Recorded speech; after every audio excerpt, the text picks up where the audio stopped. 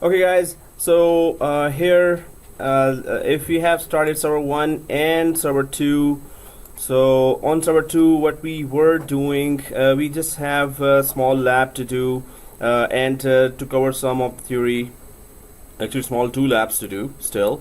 We did talk a lot about that Hyper-V and its switches. So we're gonna just continue with that. Michael is here. He had an invisible cloak on him. So it's like, Suddenly, yeah, he came from this wall. Zoom. So let's just try to go ahead and the recap, of course. First of all, what were we doing in the last class? So if we start talking about it, of course, now the quiz is coming your way. I'm about to ask that. Although I love to have a written quiz, or there are some quiz applications there that gives marks right away, yes or no. So I'll try to make those as well, but a quick quiz is always helpful for everyone. So we have one machine here, and this is DC, the second machine which we're working on, and it is Hyper-V, and server 01 and server 02. So here we did all our lab for the Thursday class.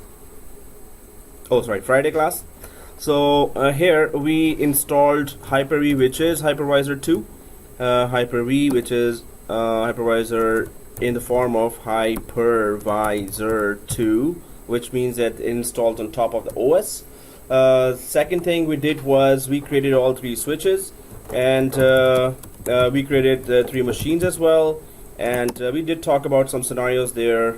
So guys, the main thing is, are we understanding it? If you're doing the lab and not understanding it's a total waste of time. Lab any kid can do at home as well with YouTube, right? So what's the difference between that kid who is doing that same lab that you're doing here, because he doesn't understand and you don't understand as well, right? So some students here, I don't think in this class but other classes, and I keep on telling them, but they are creating screenshots while the class is going on, so they don't have to create screenshots at home, right? So what's the purpose of even coming here? So they don't understand. Whenever I ask them question, the ones who are creating screenshots at the same time, they can't answer. So like this, that's it. So now I'm gonna give a really fiery speech to them that they're really wasting their time here, so please take another course, don't take this course, right? So then in the end the students say, oh, I did not understand, so teacher was not good, huh? So every student says that, right? Whether they are understanding, okay, in that case, well, they don't, but in any other excuse, they always blame the teacher. I don't care about that as well. The thing is, this is my job to tell them that really you're wasting your time. Now I'm telling you, right? So stop doing that or change the course. Anyway, but let's just go for that 3 switches. And again, I would I can't even spell it. The spellings are so weird. Okay. The main thing is, are we understanding? If we are not understanding, take another course, right? Don't take this course. You're wasting your time. In short, you're wasting your time, right? So don't take this course if you're not understanding any topics there, or some topics were not clear, right?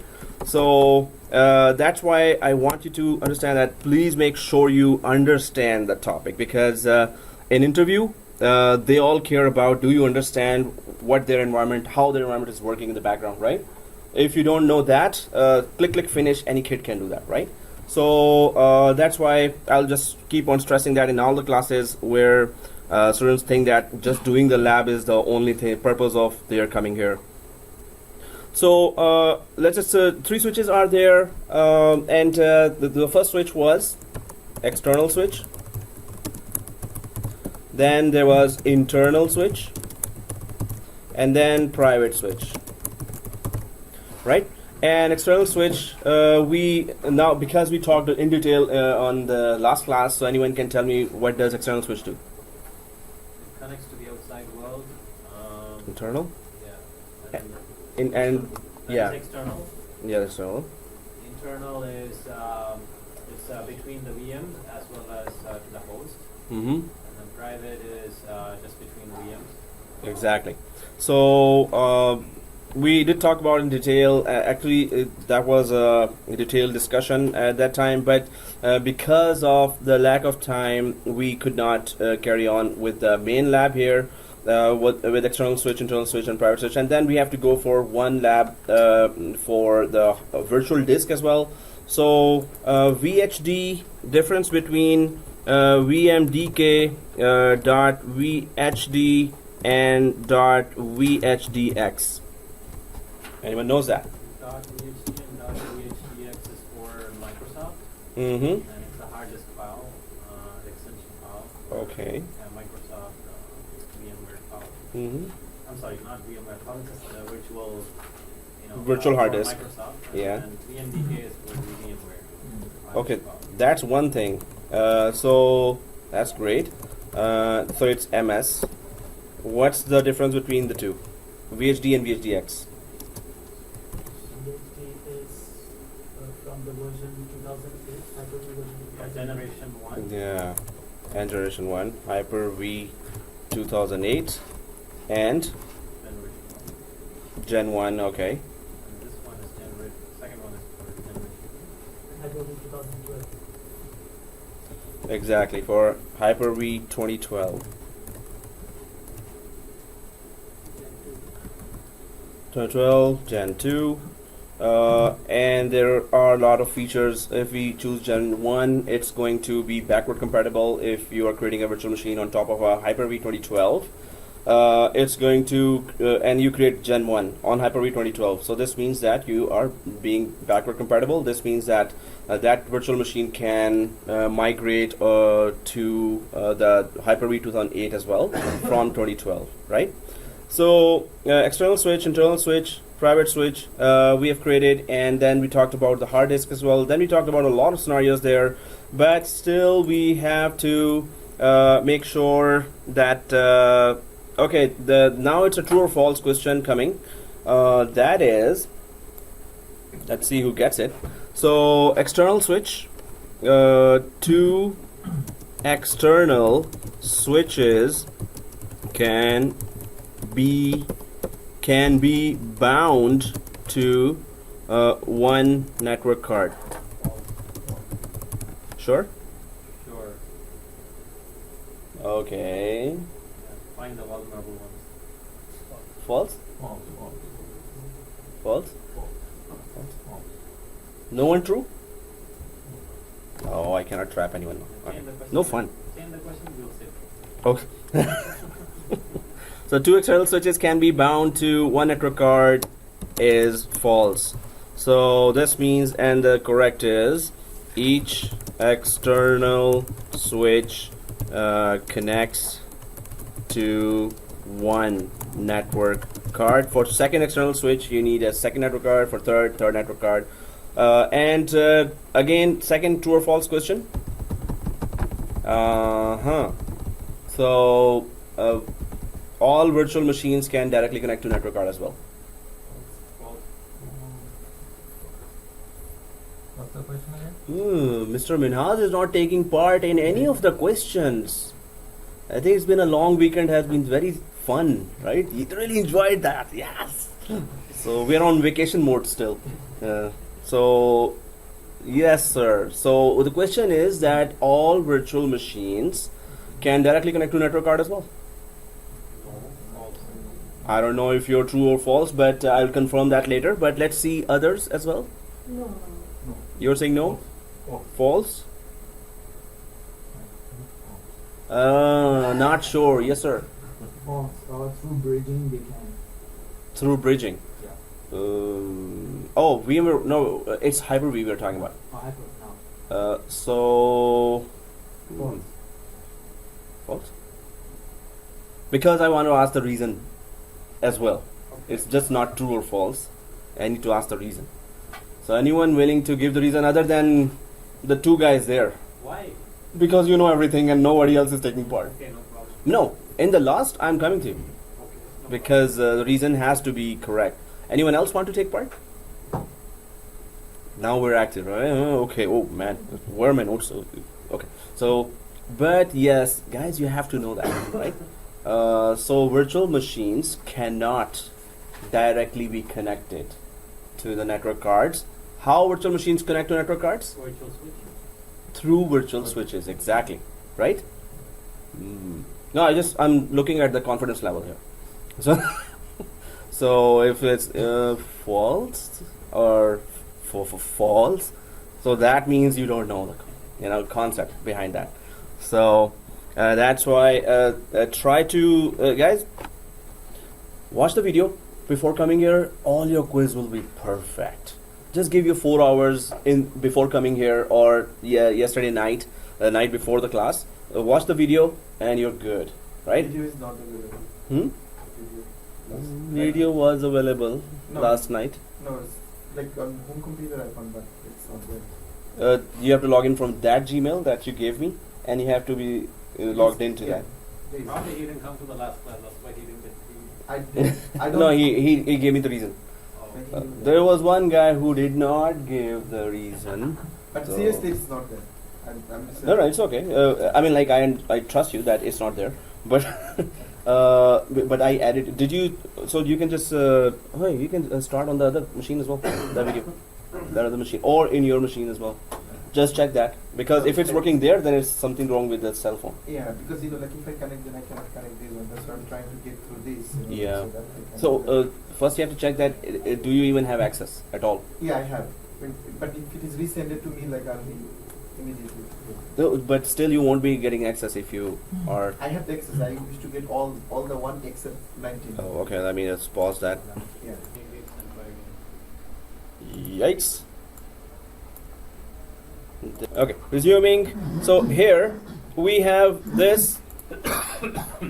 If we added the second network card, that's all we needed to do. So if you have pressed OK also, then let's just go ahead and try to connect the second, create and connect the second external virtual switch to the second network card. So on server 2, right click and go to virtual switch manager again.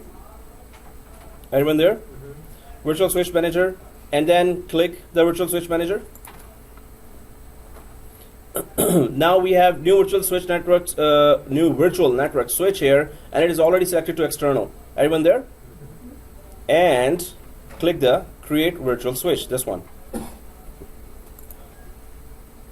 And we know what to do here. NYSW. So first is the name, second is NYSW. First is the name. Second, you should be seeing 2 network cards now. Right? Do you see 2 network cards? No. Huh? Yeah. Oh, you were not able to create that maybe because of No, the it's space? It's still showing there. In the settings it shows 2 cards, but when I try to do this, it's not showing there. Then close and open again the virtual. Or can I try to remove and then add again? And then Yeah, because maybe it didn't go ahead.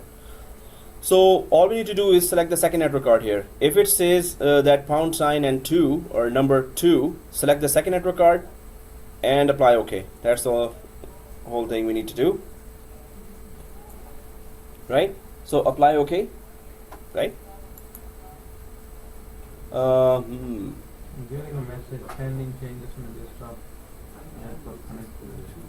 Yes. Want to That, continue? Yes. that change will come. That error will come. So guys, here if we select the second network card and click apply, once you click apply, you will see this message. Right? If you see this message, just press yes, because there is no disruption. We don't care about any disruption. There is none. So press yes, and once you press yes here, it's showing me applying changes. I'm not able to remove. If I try, You're not able to remove? if I try to remove, it goes away, and then when I try to add a new one and then click OK, it says that you cannot remove this virtual switch. Prompts the error, but Uh-huh. it shows 3 switches now, but it doesn't show. Oh, you're under not. switch manager. Oh, still okay. shows 1. So close the Hyper-V manager and open that again. Close the whole Hyper-V manager only Okay. and open that again. So guys, here if you see this error, this is a bug, and it flies. No, not that bug. So, but this is a bug that might come again and again. So sometimes student had to click apply OK, and this will come. Then close it, because that's the only option we have, close, and then apply again. It comes again. Sometimes it keep coming back again for 7 times. Apply OK, then it comes again. So it's a bug, and it will go when it wants to go, right? So we cannot make it go away unless I think if we have all the latest updates there. So if anyone gets this, and I think you will be getting that soon, not here then home. So don't panic, it's gonna come, and if you have to just so the new term we are trying to say here is that if once you get this error, apply again, right? So that's the phrase for that.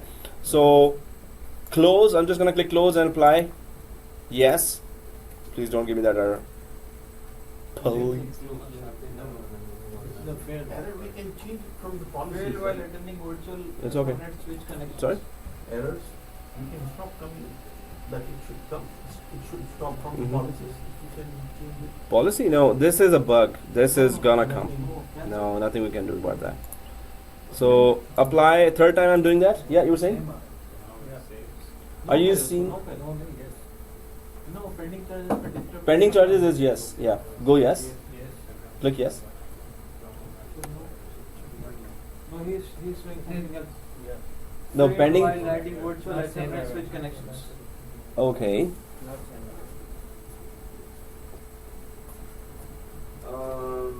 Error applying virtual switch properties failed while adding virtual switch internet connection. Oh, you're selecting the same network card. So click close here and go here. A second. Yes, what happened? Restart it? Just shutting down the server too. Yeah. And then removing it. It's not showing an error. I'm restarting now. Okay. Let me see. Good. So guys, this error, if it comes, if an internal error occurred, this is just a bug and it might keep coming. So if I click close, apply, yes. If it doesn't go away, then I have to recreate a switch and then keep doing that. Apply, yes, apply, yes, apply, yes, apply, yes. Oh, fourth time it worked. See? So that's what I wanted to show you, that there's kind of that unreliability here. That it's a bug and it's gonna just come and it's just gonna go away whenever it wants to go away. So it decided to go away here. Otherwise, sometimes you have to keep on doing that. Sometimes, or if it takes up to 6 or 7 turns, then just cancel out and then create the switch again and then apply and yes again, and then it might go away, right? But we tried that. We tried so many things, and it just we have to wait it out or keep doing it and hit and trial thing. Why We we have have to to- do this? Like we are getting issues when installing ISO files. Now we are getting issues. Is it something to do with? No, hypertext ISO file? file is issues will come. That's why we'll get the job. If there are no issues, they will not. They don't need us then. So it's good that issues are coming. But why are they coming? ISO. This class, I think this is Because one of the we're very. using the same ISO on the VMwares, right? We're This not is- getting any issues. This is Since a we are using rare it on the class. Hyper-V, Mhm. we're getting this issue. So No, it's not everyone is getting that. So you're the lucky ones who are getting that, right? So if you install somewhere else or somebody else is installing, they are not getting this issue, the ISO issue, right? That's what I'm trying to say. Tells you. half the class got the issue, half Yeah. half the class But didn't that get the issue. yeah, but that doesn't mean that everyone will get that issue. So maybe that ISO his here and this these machines are being used by everyone, and everyone is putting USB and putting and taking and back and forth the files. So maybe there are some viruses that may have been introduced here, right? So it could be anything, right? But that's what I was trying to say, that all other classes, majority of the classes did not get this. So that's why I'm saying you're the lucky ones who got that. Okay. But Okay. USB are not working over here. They're working. Yeah. Try to copy 212 and Windows 8 didn't work. But I had to borrow yeah, from we did him. not restrict any. But his USB worked. Yeah, his Oh. USB to I my copied from home. Uh-huh. You copied from my USB to USB. USB to USB. To his laptop. His USB. Yeah, to his USB. Okay. Yeah, but USBs are not blocked here. Second thing is that there might be more errors coming here, but I'm going to tell you which one we are the lucky ones to get that, and which one everyone is getting that. So this error which I just got, you will get it not if you don't get it here, you will get it at home. So this is a bug. About the ISO, yeah, that could be corrupt ISO here because it's there and viruses would have attacked. Our antivirus mechanism is not that state of the art actually at all. So right now, if you're copying anything from here, you're carrying viruses with you as well. I guess. I'm not sure. So you better have antivirus at home when you're taking things from here. I always scan my USB drive at home. That's good. Which antivirus are you using? I'm just using the regular, the malware bytes. I'm using that. Oh, so that's That's not antivirus. So you need antivirus to remove viruses. Avast. But Is it good, Avast? Avast is okay. I'm also using Avast. I'm using both. I used to pay for these guys, but then I went for the free one. That is not okay. Windows Defender is just malware. It's not an antivirus. Antivirus we have to buy, or the other way. Okay. Microsoft Yeah. Essentials is good too, right? Microsoft Essentials. It's not an antivirus. It's anti-malware, anti-Trojan, but it's not an antivirus. So okay, guys. So we need a combination of anti-malware, which is Windows Defender. Antivirus is not free anywhere other than Avast, which is free, right? And some other on the internet, they are free. But some free antivirus actually it's like a bait, right? It's like a Trojan. It could When be. you install, Yeah. it causes a Trojan. But Definitely. Avast is good. Yeah. Okay, guys. So if we create the new switch, have we all created the new switch? Yep. So press OK here. And wow, nobody else got that error, the internal error, which only I got. No, I You're the got lucky once. one. Yeah, you also got it? One. Okay, look, one. So I had to do it 4 times, but that's good that I wanted to show you actually. Sometimes students get it and I don't get it and I don't get to show them, but I tell them, okay, you're the lucky one, and that's something that. So guys, if I go back to my diagram here, what are the next steps we are supposed to do here? If I go back to the diagram, so what we have done is we have created a virtual machine, or we have renamed the virtual machines. We have renamed one of the external switches. We have renamed the other external switch here already. What else are we supposed to do now? Anyone can guess? Connect what? The virtual switch. Exactly. So we have created the virtual switches, but we haven't connected the virtual machines to the virtual switches. So if we go back here, let's do that. Exactly, as you said. So for NYFS machine, right click and go to settings. NYFS, right click and go to settings like this, and then network adapter.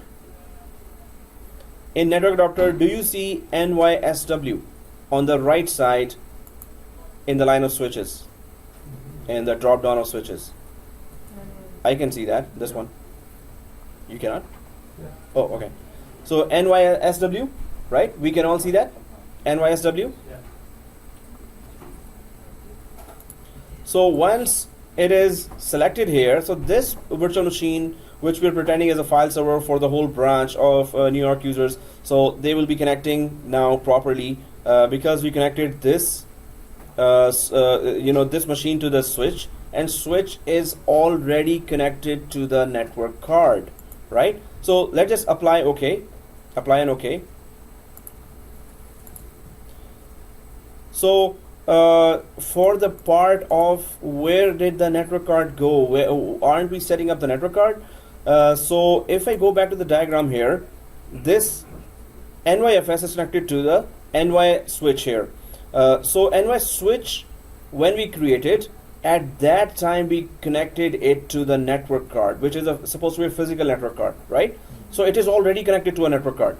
And in a physical environment, all we need to check is that correct network card is connected to the correct switch. This one, actually, this network card should be connected to the correct switch. That's the physical part of that, right? So if we have connected NYC to the Toronto, of course, you're in big trouble then. So it is already connected to the network card. If you connect it from to Toronto, then it does connect, but how will come to know that it's connected to Toronto? When the traffic goes? It does connect, but it's connected to the wrong switch, right? So the traffic will be connecting to the NYFS. Will traffic Toronto users will be connected to NYFS, and their files are not there, so you will get calls. Okay. Right. So you can identify easily. Yeah, that's why we named those switches as well. And naming convention is very, very important. So, okay, guys. So now the next step is the Tor FS, and the Tor FS we can right click and go to settings here and do the same thing. We go to settings. Everyone in the settings or Tor FS? Already connected by default to Tor's. Exactly. So if it is already connected, we're double checking that. That's good, right?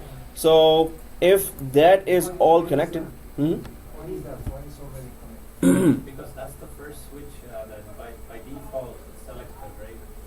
NYFS we added that. yeah, VM0 we connected to that external switch already when it was an older name of that. We just renamed it, but VM0 was already connected to the external switch. We only renamed that external switch. Create the first external switch, like it was already there. Yeah. So by default it took it. Yeah. So okay, guys, this was the lab that where I wanted to create a scenario just to touch all the important portions of an external switch and a scenario in a production environment that where you want to have the traffic totally separate here.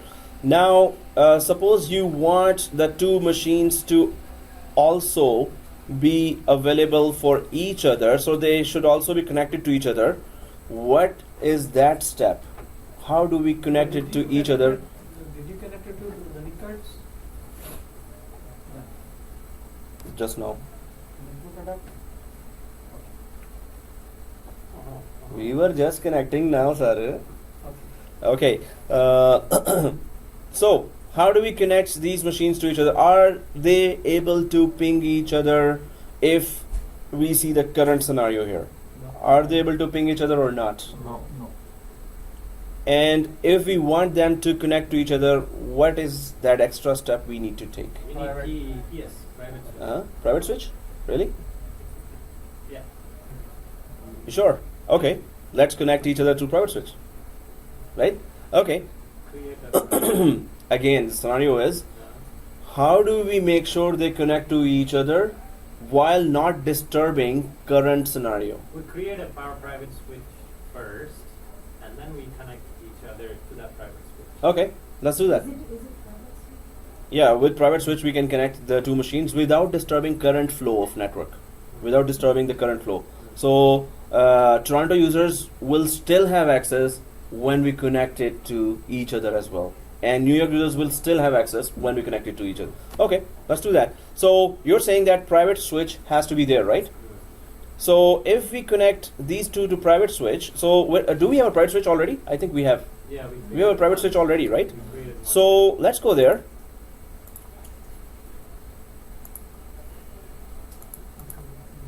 So here, so let's just connect the Tor FS and NYFS to the private switch, right? Yeah. So right click Tor FS and settings, and then we go to network adapter. network adapter, and then what do we do? Change that to private. Change that to, there's a private, right? Yeah. What do they No. If we do that, what will happen? Yeah, it won't, the flow will stop. The whole 6,000 users you just disconnected now. Yeah. It will interrupt the Without interrupting, guys. Without interrupting. internal? What do we do? No. Internal, the same thing. Let's connect to internal.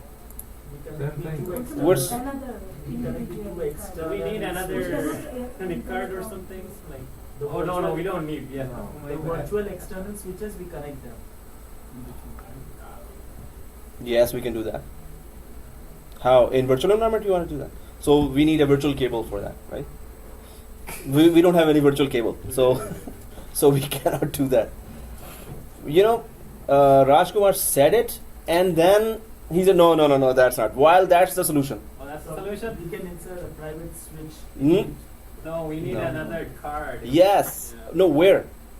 You Uh-oh. need- I didn't hear the whole thing.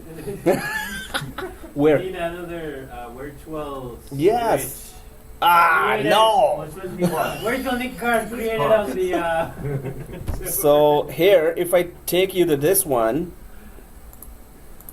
where do you want to insert a network card? Which exact area do you want to insert a network card? Right next to the Tor NIC. It will be between, definitely, but where? No, right next to the Tor NIC one, and then right next to the. Oh, here, okay. That's what I wanted to clarify. That's wrong. So Wrong. virtual NIC of a virtual machine. So guys, if you want only these two machines to communicate with each other as well as not disrupting the whole traffic, so I am creating this. So there is already one virtual network card connecting this virtual machine to this virtual external switch. We can have an extra network card here Oh, I got it. that will connect this virtual machine also to a private switch. And then we can have an extra network card here, which is already here, a network card for the virtual machine that is connecting it to the external switch here for New York. But we're going to have another extra network card. So now if we create a private switch here, So we create the NIC cards in the Hyper-V, right? Yeah. inside the Hyper-V, inside the virtual machine itself. Virtual machine.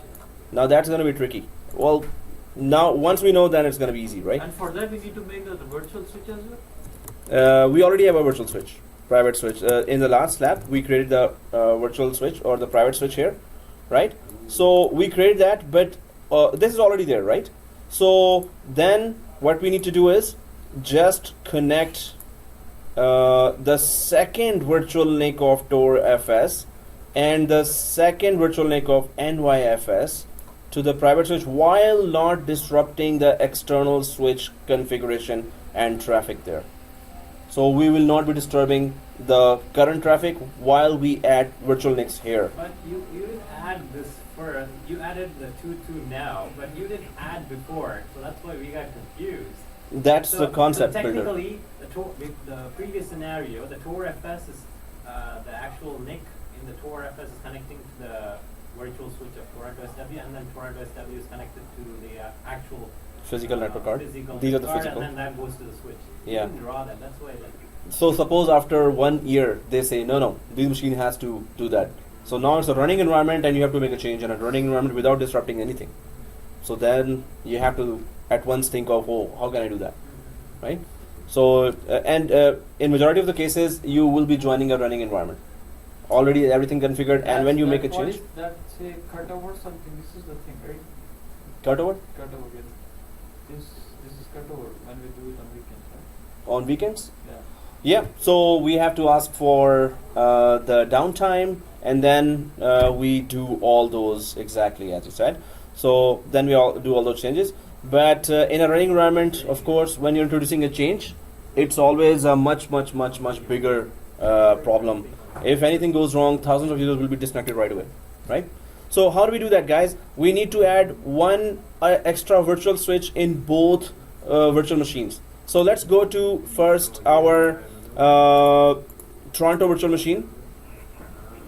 Everyone on Tor FS?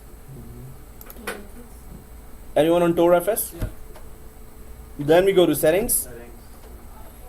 You already did that. That's No. somebody told we are somebody. figuring out ahead Yeah. of you, like what he's gonna do. Oh. So settings, Tor FS, and then where do you go? Add hardware. Exactly. Everyone is on the settings of Tor FS. Go for network adapter, right? Everyone there? Network adapter, and then click add this one. Everyone sees that? So once we click add, oh, okay, cancel out.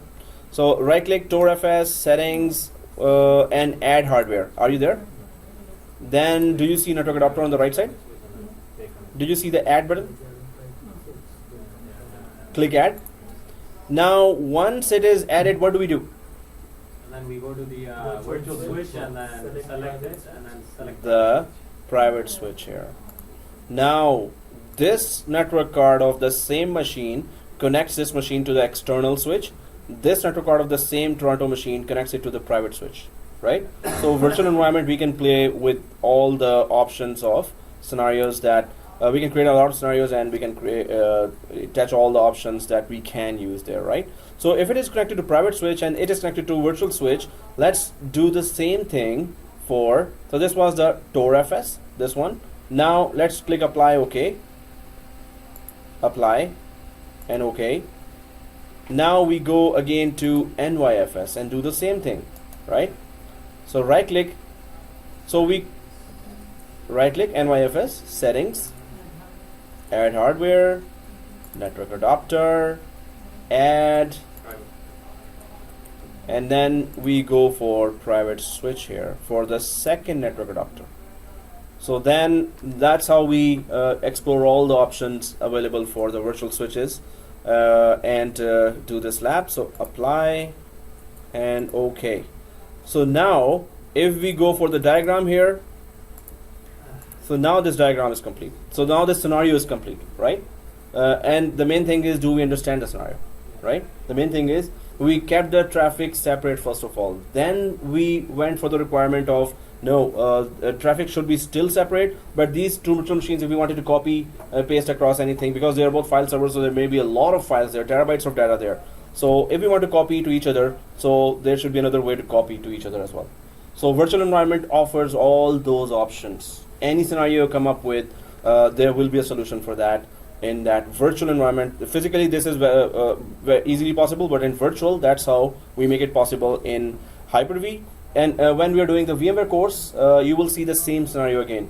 But we have to touch all the VMware areas, where to go. And then you will see, oh, VMware has a lot more options than Hyper-V. So this is just the lab for virtual switches, right? So this is very important. That's why we continued with the virtual switch. Otherwise, we're going to go for the Azure cloud topic today. So that is one thing.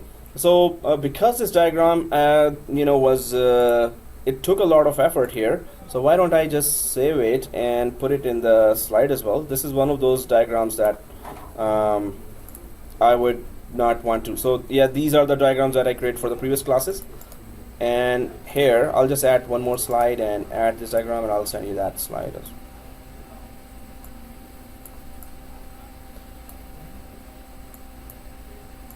In fact, I should be following that. So mental note for me for the next classes, because I just came up with that scenario just now that, hey, how about if these two virtual machines communicate with each other without disturbing anything? So anyway, this I was doing in VMware already. So I thought, hey, why not? And main point is, we need to do everything in Hyper-V that we will be doing in VMware. So when you're in the job environment, you can say that whatever you are doing on VMware, I can do it in Hyper-V as well. They really need those guys because the same feature, I don't want to spend a lot of more money on VMware by getting more components. So can you do it on Hyper-V? The same thing we want. So yes, that's the intention. We will be doing everything same. Although you will see that VMware is much more advanced. You will realize that soon. And without VMware, don't leave this college. Otherwise, in the job market. Exactly. Yeah. Is the interface for hypervisor 1 same as that of hypervisor 2? Interface, no, it's actually it says just the installation is different, but remotely when you connect, it's exactly the same thing you're doing, exact same thing. But the installation is different. Of course, you need a virtual, empty virtual machine, and you deploy directly the hypervisor on top of that. But you have to remotely connect to it. Here we install, and on top of it, we work on the same machine. There, you need a second machine to remotely connect to that. That's the only difference. Okay, guys, and when we have multiple Hyper-Vs, so suppose this is a scenario of one Hyper-V hypervisor. Suppose in a large environment you have 200 of these physical hypervisors, and each hypervisor has maybe 10 to 25 virtual machines inside, and each virtual machine is connecting 500 to 4,000 users, each virtual machine. So this becomes a very huge environment. So in Microsoft, you have to understand, and this course I'm also pushing there, that SCVMM is the central enterprise grade application, if you have many Hyper-Vs. We are just working on one Hyper-V, right? And there's so much we did on one Hyper-V. If there are 200 such physical servers with Hyper-V installed on that, so you have to have a central application to manage all the Hyper-Vs, right? You must have a central application. So this is Systems Center Virtual Machine Manager. This is a central application, big application. It's a full course. It's a full separate course, right? In fact, in last semester, this course I gave in George Brown. So System Center Virtual Machine Manager. This will handle no matter how many Hyper-Vs, the physical hypervisor. How many Hyper-V, not the virtual machine I'm talking about, or the physical server, which will be hosting virtual machines. So if you have 200 of those, then there's a big enterprise application called this. It's SCVMM, and this handles all the hypervisors, Hyper-Vs. This is the same thing in VMware called vCenter. In VMware, vCenter manages all the VMware hypervisors. In Hyper-V, System Center Virtual Machine Manager handles all the hypervisors. But that's for seniors. You need to have at least 4 Seniors? years of experience For this managing this enterprise kind of so, application. and that's how we get experience. We that's- tried at home. Well, for us, this is the only possibility. But yes, of course, you must have experience in the market. If you don't have it, then what? We cannot manage it. Like what I mean to say is, we are doing this course now, Mhm. and if you jump on those some senior. Who's jumping? I'm just saying. Okay, yeah. So this is just a knowledge that it's good to know that this handles the machine, Okay. right? This is just for knowledge. We're not actually doing that.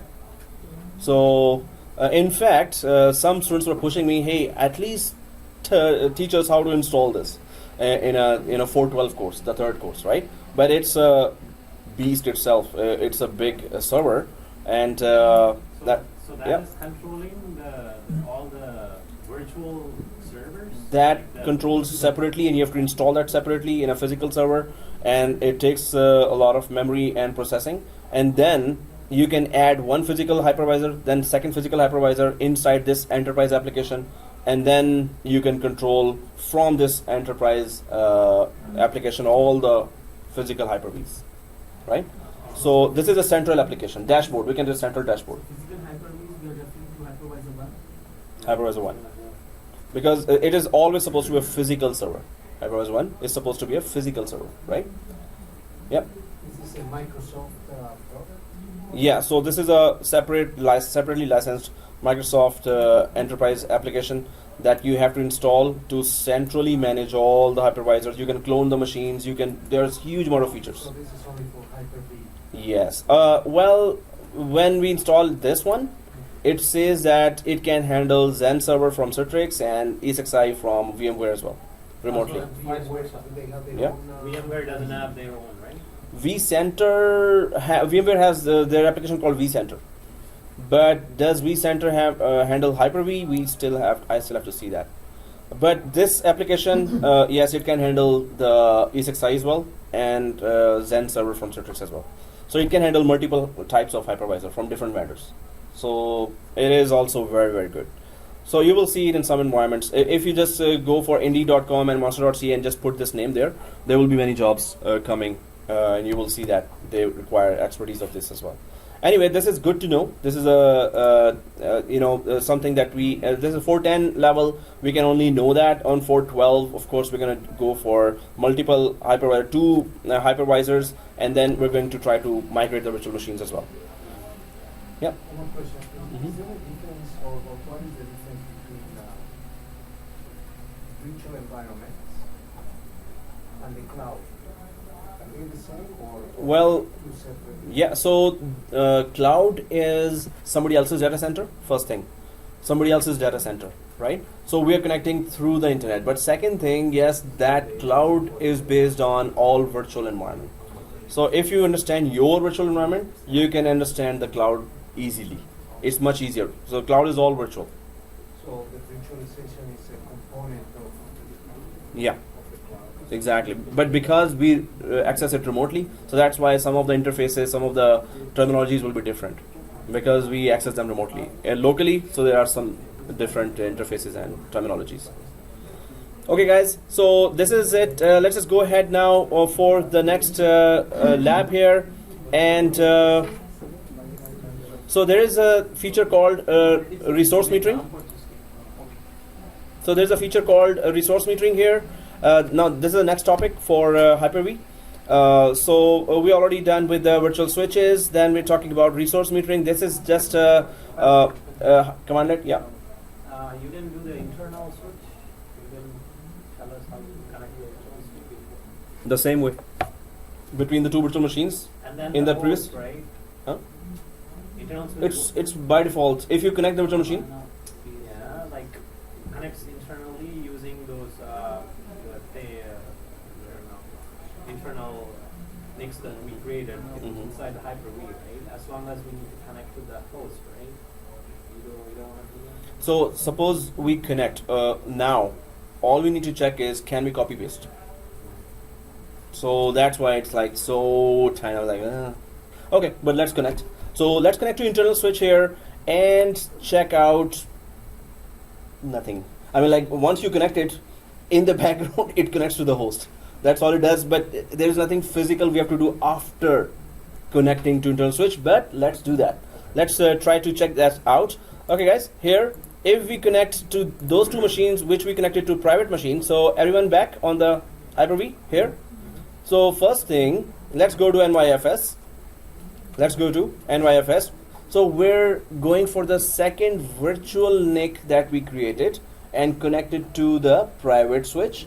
Let's connect that to the internal switch instead, right? So NYFS settings and go to the second virtual NIC of the virtual machine, which is connected to private switch. Yeah.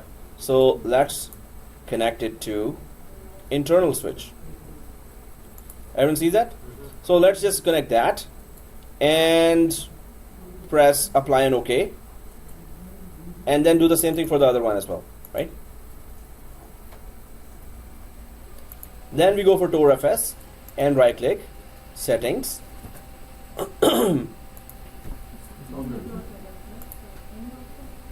No, the one that is connected to private switch, connected to internal switch. Yeah. You can also do this by adding a new discount. Yeah. Without If- disturbing the private. Yes, without disturbing the We private. have to add the same way you did. Then we have to go for longer steps. Just for the sake of practice. Exactly. Yeah. We can add a third set of network cards on both machines. So second set would be connected to private switch, third set would be connected to internal switch. Since we if- don't have time, he's just Yeah. going in there and Yeah. I know. It's okay. Ah. As long as we get the concept, that's okay. Exactly. Thank you. Because there are We so many understand you. so many other topics here. No, but if there was something to do, I would have gone for that. Yeah. Other than changing it to internal switch, background, it just works. So that's why I private and internal switch is nearly the same. Since it's Hyper-V, I thought Yeah. is there anything else? Yeah, that maybe I there just is. wanna Yeah, double check. exactly. That's good. I think Mhm. I changed the near No, not hardware. NYFS. No, not the hardware. This No. This is internal switch. It is a true adapter, right? I think I used the first one. Can you show on the diagram what we Can I did now? change this one? I have Sure. to change this one. Yeah. Network adapter. Yeah. The And first on one the is- right side, you see instead of private switch, where you see the private switch already, select the internal switch. Right? Okay, guys. So apply OK here as well. What we did in the diagram is this, that we just changed the private switch, and because we already had a internal switch, we just changed from private to internal. We already have that, this one. So we just changed from private to internal switch. But what does it do different than private switch? That's what we wanted to know, which is a good thing. Yeah, that's what I wanted. Yeah, so it is just connected there, and we assume it connects us to the host as well. And how can we check?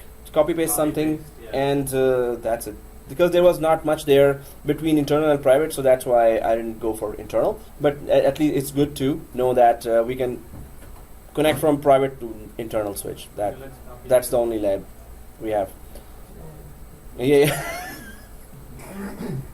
Okay, guys. So, but if you want to copy paste, that's also good. Try to go ahead and do that. And it's not going to be that friendly with us. because we're here, and did we put it to internal switch? So how do we check the copy paste? From where to where? Suppose we want to copy, because the definition is, if you connect to internal switch, the virtual machines not only talk to each other, but they talk to the host as well. So these are the virtual machines that can communicate with each other, and to the host, which is server 2 in our case, this host as well. For that to check, we need a operating system inside the machines. Yes. Ah. Yeah, so at home, please do that and let me know. So install operating system on 2 machines. Thanks to Rajkumar, we have an assignment now. So okay. Everyone's gonna. Yeah, in the break, let's. Okay, so here, install operating system on TorFS and NYFS, and then go inside the virtual machine. How? So we did that in previous lab. I told you how to reconnect. How to right click and connect. It will show you the full screen of the operating system inside, right? So go for operating system. And I'm just going to write that whole assignment here. But the main thing is you need to get one file, WinZip, 7-zip, Google Chrome, from here, not from the internet. Don't connect to internet. From the host to the virtual machine, inside the operating system or virtual machine on the desktop, and show me that screenshot. Right? Or we can create a file from the server too and then try to copy. Exactly. Exactly. But you're pretty sure that all we need to do is just to create another NIC card inside Hyper-V, and then we just change it to internal switch, and that's it. Nothing Change it else. to internal switch and then try to copy that. It's not going to be easy. So it's a kind of a challenge now. So let's see who submits that assignment first. All right. Okay, so guys, that's one of the other things that people don't feel, administrators don't feel comfortable about Hyper-V. When you try to copy a file, it's a pain. And it's not a pain in ESXi in VMware. But let's see who easily is able to do that, right? So try to do your assignment seriously, guys. It's only going to increase your experience, and I only give you challenging ones. So if you cannot do the challenges, of course, you're not trying to improve your skills here, right? So try to go for challenges, and I am expecting screenshots from everyone. So let's see who has already sent and who is regularly sending and who is not sending at all. So please start sending screenshots. I'm going to send you a sample document, and please, according to that, create screenshots and send me, right? So it's for your own good, and it's going to help you long way. You can ignore that, and of course you're not here to ignore things, you're here to follow things, right? So, but it's up to you. If you're ignoring that, you're kind of wasting your time here. Do some other course, or where you can follow the instructions, or you can follow actually the assignments. And assignments, there's a regular assignment called screenshots that you have to submit every week, right? And then there are those assignments that I'm giving you now as a challenge, right? So try to do that. It's only going to be beneficial to you. If you don't do that, it doesn't hurt me or doesn't change anything for me, right? It's hurting you. You're at loss. I'm not at loss, right? If you don't do that, okay, it's up to you. You don't want to learn more, okay. But anyway, if you're really taking part in that, there are some jobs that come to me as well, and my friends keep on sending me jobs as well. Those who are working hard, I get to know that their technical level during the class, and I try to recommend sometimes the guys ask me that, hey, you have any good guy, good technical guy? So I can see throughout the courses who was technical, who was working hard, who's a team player. They don't only see that you've done the lab. Are you a team player? Did you help others as well? Are you good in your assignments? And are you good in taking challenges? And what are your questions? When you ask questions, I get to know what is your technical level and how much interest you show in the class, right? So then I can recommend as well. So I don't want to boast, but I did recommend some students. Okay, anyway, so here, this is it. Let's just go ahead with certain other topics, but try to take this seriously, try to create all the labs, and this is the time to work hard. After the course is finished, nobody will care about nobody else, right? So I'm just trying to give you reality here, that this is the time to work hard. It's not that after the course I will work hard. Now is the time to work hard. Okay, guys. So resource metering is the next topic here, and the purpose of resource metering is to enable monitoring of the usage of hardware resources. Okay, let me write that. It's kind of already mixed up here, and I put the whole command here actually. So it enables monitoring of hardware resources on Hyper-V from PowerShell. So that's how it is. So this is the main definition of that, and the main thing is do we understand or not. Then the second thing is did we do the lab or not, right? And do we know how to do that as well? And what are the errors we're getting? So this is all a learning process, right? So okay, guys, this is one thing that we can enable, but how to actually check it? That's the main thing. When the error comes or when there are any problems, you have to go to Event Viewer and wait it out. If there is no error, there is nothing being used, Event Viewer will not give you any events there, right? But if you want Event Viewer to get some error events, first you have to enable this hardware resources by running this command here. So first, let's just go to PowerShell, open the PowerShell, and run this command on server 2. So I'm just gonna send you this command here. Guys, did we create our A Notepad page? Do you know anything about A Notepad? No. Okay, so we didn't create. Okay, so what is A Notepad? It can virtual hard disk, right? So all these are in the form of files. They are not hardware. They are virtual. You know what happened? While I was talking, my laptop was on mute, and there was a video running in the background. So now you have 2 sound recordings in the video. I'll remove that. It's a good editor.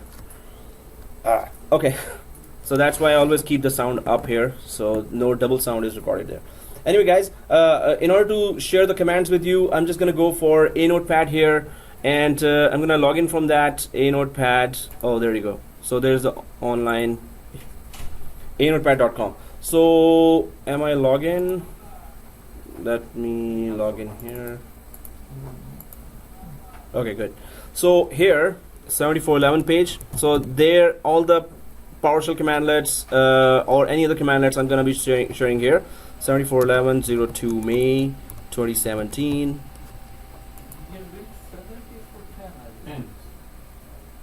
Really? Oh, okay. Oh my god. No, tomorrow I'm doing the 7411. Oh, thank you. Okay.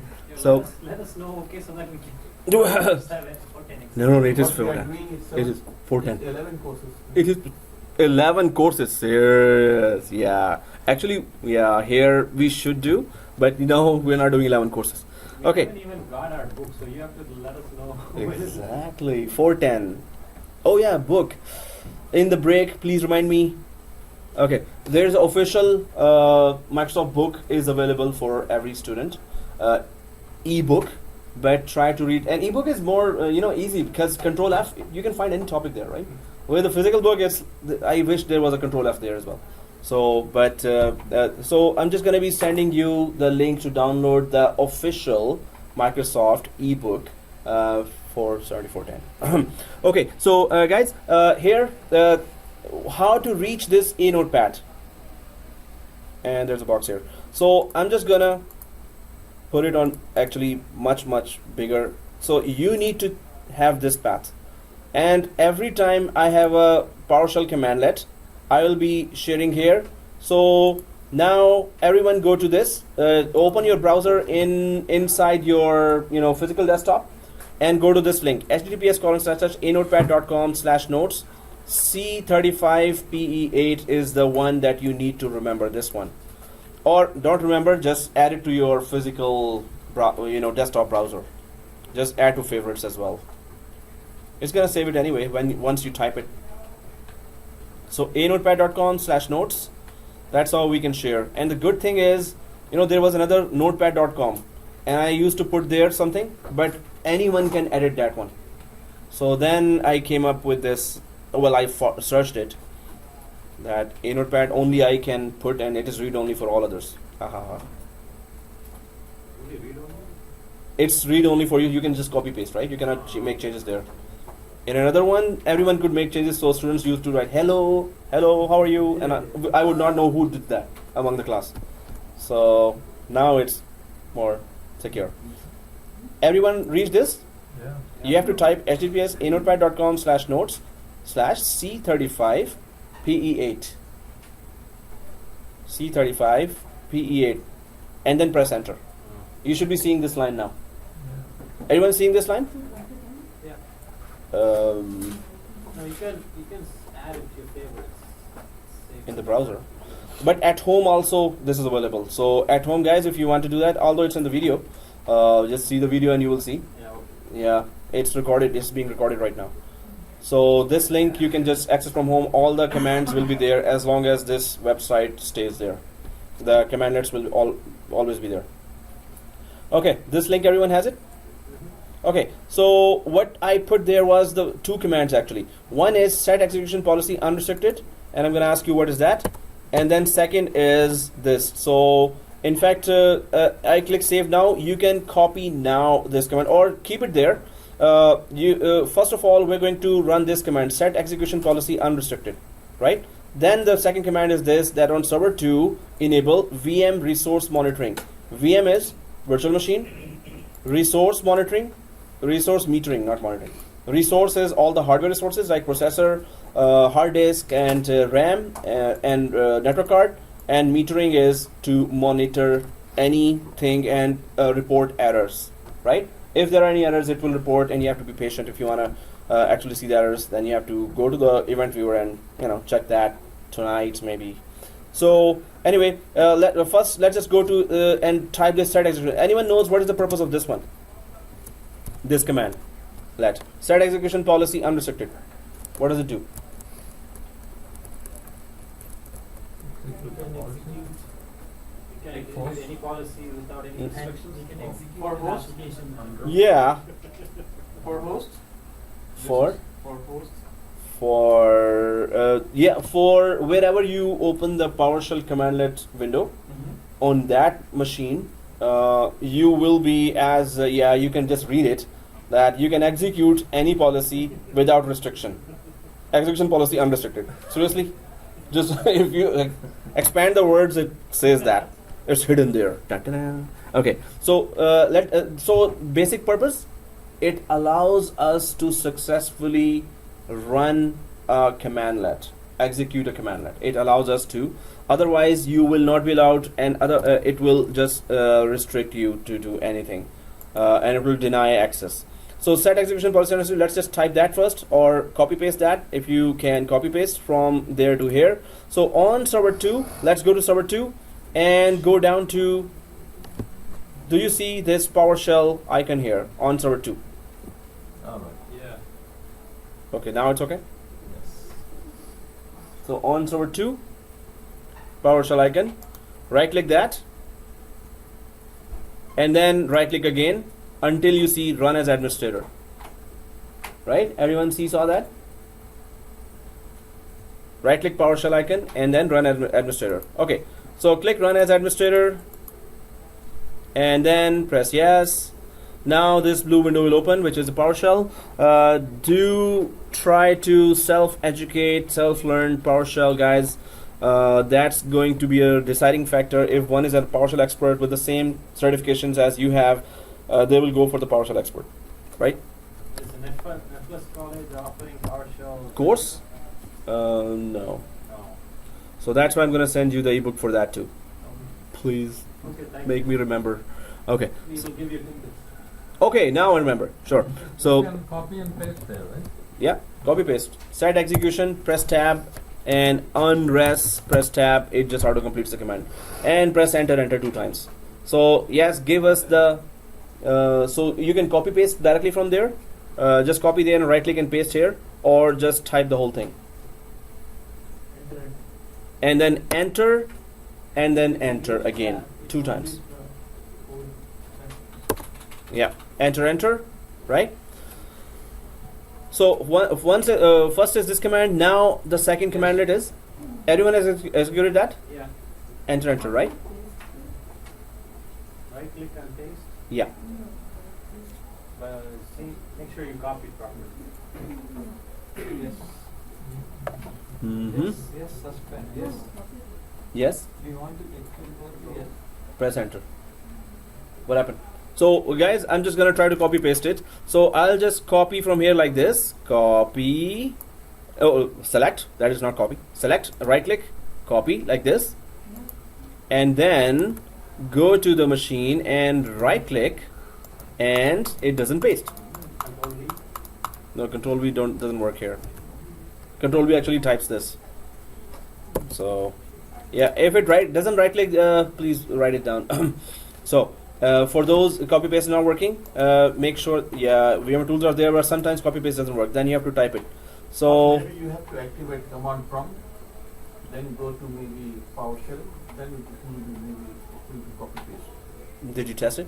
Maybe it will Oh. You have to be sure about that. No, opening command prompt and then this has nothing to do with copy pasting between physical and virtual Because, environment. many times, if you activate command prompt, it activate from the Windows and everything. Okay, well, let's test that theory. So I have already copied that, right click and command prompt admin. I've opened that. So it's the command prompt is open. Yeah. And I'll copy that again. We can test it, right? So always test. Right click. No, it has nothing to do with that. But it's good to test. Now we can say that it doesn't work that way, right? So yeah. Oh, good. Did you type as well, Mohammed? Did you type? Yes. Hey. Okay, so let's just go for the second one, guys. And second one is this: get-vm. I think if it doesn't copy paste, just type it. So this one, I'm just trying first to copy paste. Get-vm minus computer name server2 space enable VM resource metering. Try to use tab to autocomplete that.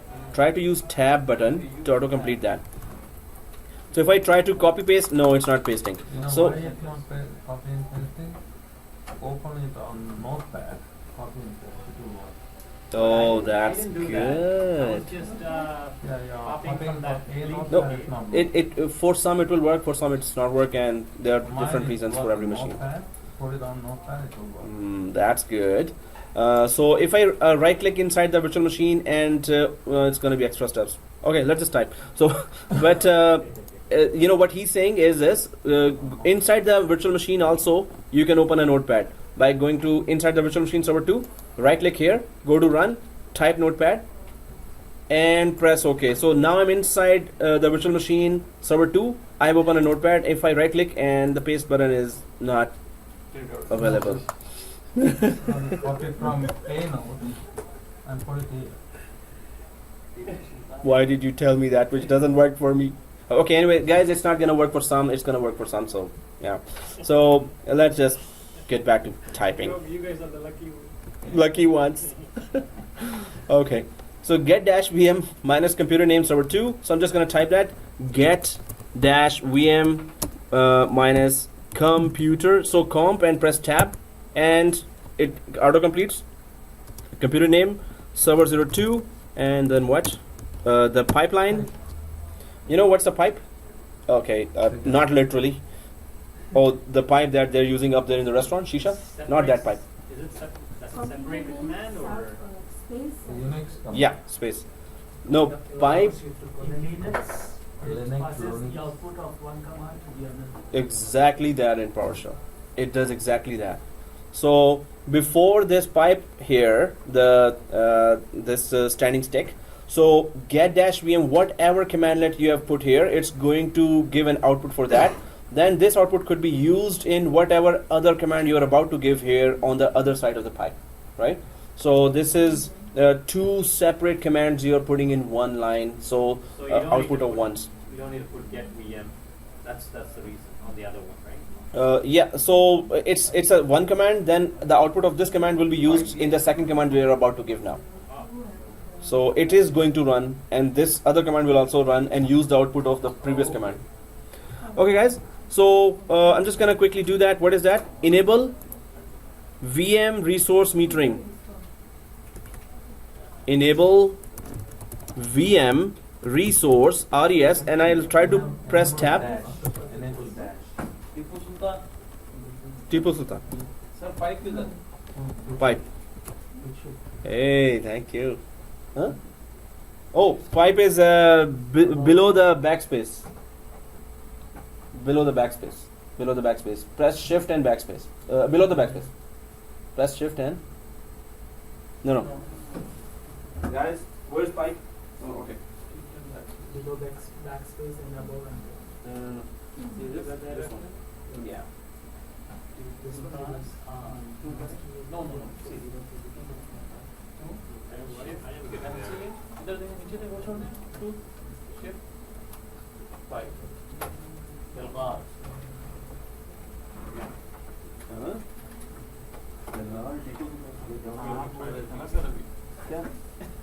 पीछे से आवाज आई अच्छा. Okay, guys. So here, get dash VM minus computer name server 2, and this is the command we need to run. And once it is run, that's it. Let's go for the next lab.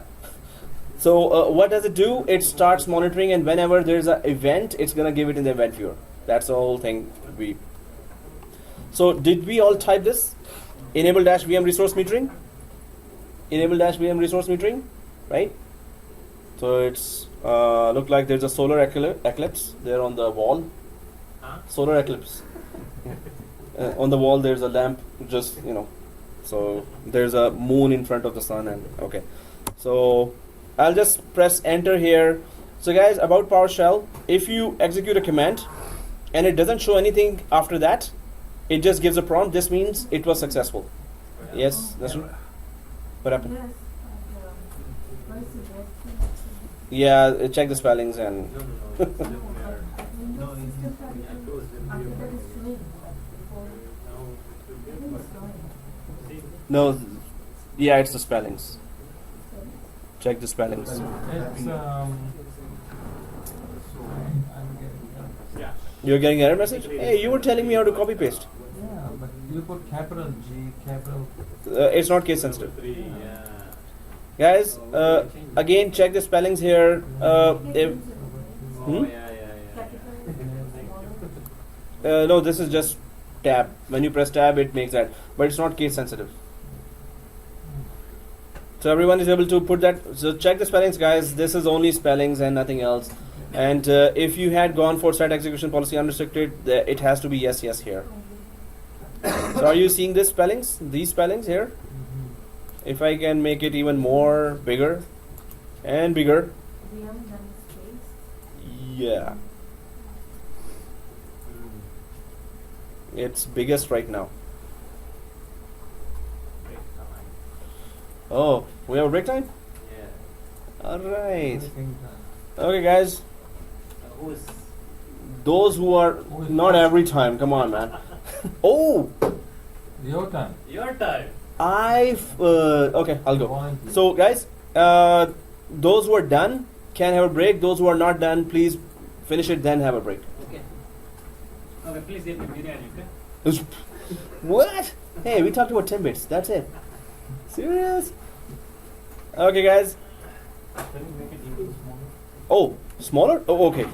It's full or there is something? That's it. But let's just go for smaller. Now it is. Those who are not done, please finish it, then get up. Those who are done, only they can get up. So make sure you're done. Done. Dun dun dun dun dun dun dun dun dun. Don't. Oh, guys, let me just pause the video because it's just sitting there. Wait.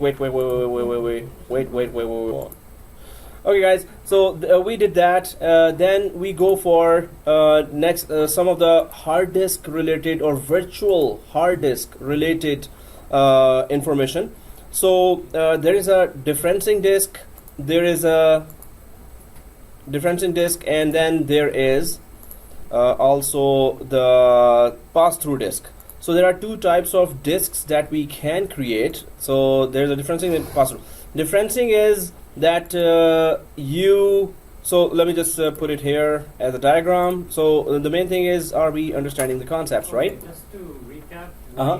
we entered these commands, the two commands. Yeah, so they will initiate the monitoring of the hardware resources, and whenever there are critical errors or warnings or information related things, you have to go to event viewer.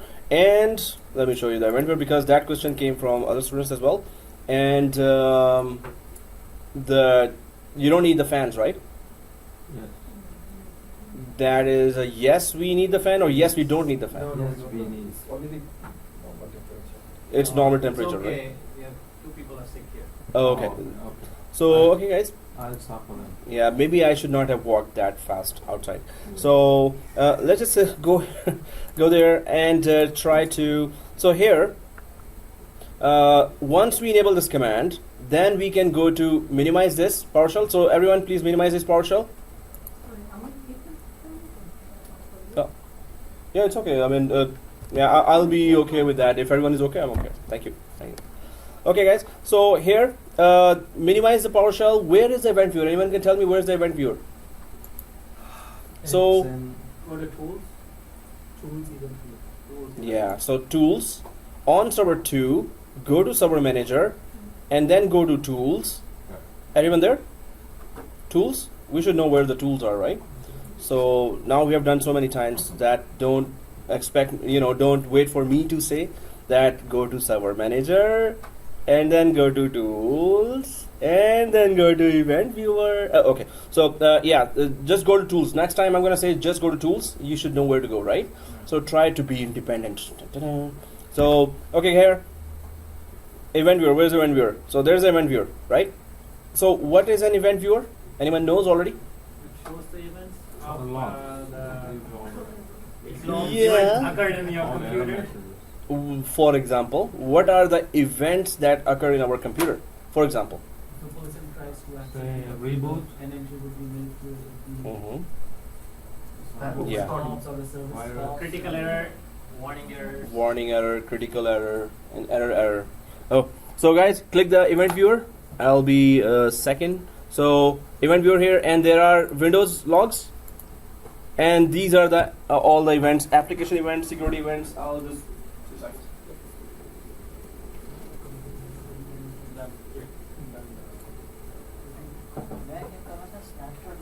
He's using his laptop. Oh shit, I have more. Sticks me. No, you just started your lab, I guess. You were doing Yeah, And then I can. way back there and way up here. So there's a new student who's joining us for 20 minutes only. So okay, guys. This is not working. Huh? This is not working. No, he's just gonna Oh, Observe. observe. Is the Exactly. owner? just for 20 minutes? Yeah, I don't know. So guys, here event viewer Graph sheet. Evaluation class, I guess. evaluation. They're evaluating you. He's from- I'm being evaluated right now. He's from the government. He's checking out. Okay, I'm about to have a heart attack. So anyway, guys, let's just go ahead. Hey, yeah, you can just sit here, first one or the last one. It's up to you. Okay, guys. So we were talking about the event viewer here, and so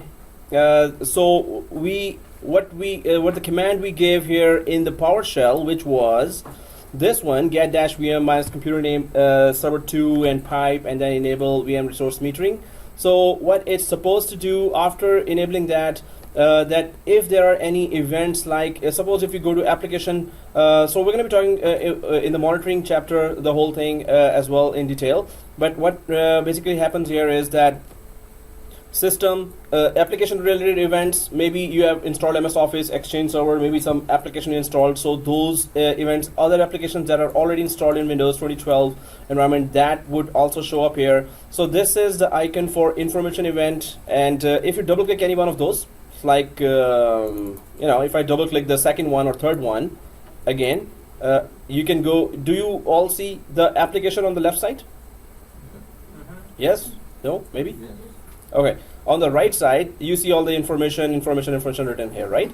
So we can double click any of those events here, and you will see that there's a log name here, which is application source security SPP event ID, very important. And in production environment, we trace the events through event ID and from the source as well. What is the source and event ID? And sometimes the event IDs show that there's a critical error, and sometimes it's mystic, it's cryptic, that it's not clearly saying that what's wrong here.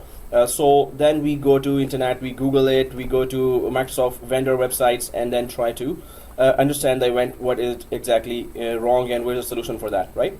In which log we can find the event ID? So if this is application log file, and inside all the events are there, you can see the event ID, different types of event IDs. Some of them are very famous event IDs, but we have to remember those. But suppose system shutdown, then there's system restart, or there are any other more special events. If you go to security here, second one on the left side, you can see all the audit events, who logged in, when logged in, when the person was logged in, which user account that we logged in from.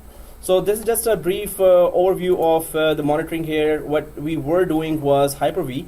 So the events might show up here if related to Hyper-V, if we have run, and we have all run this commandlet here, right? So where do we need to go? That's what I was showing you, that you can go to tools, you can go to event viewer, then you can expect an event showing up here if there are any events. Because we're not using Hyper-V like a production environment, there is nothing, no heavy virtual machine running right now, no no memory is being consumed, no processing is being consumed, so you won't see a lot of or any maybe event generating here in terms of Hyper-V performance, right?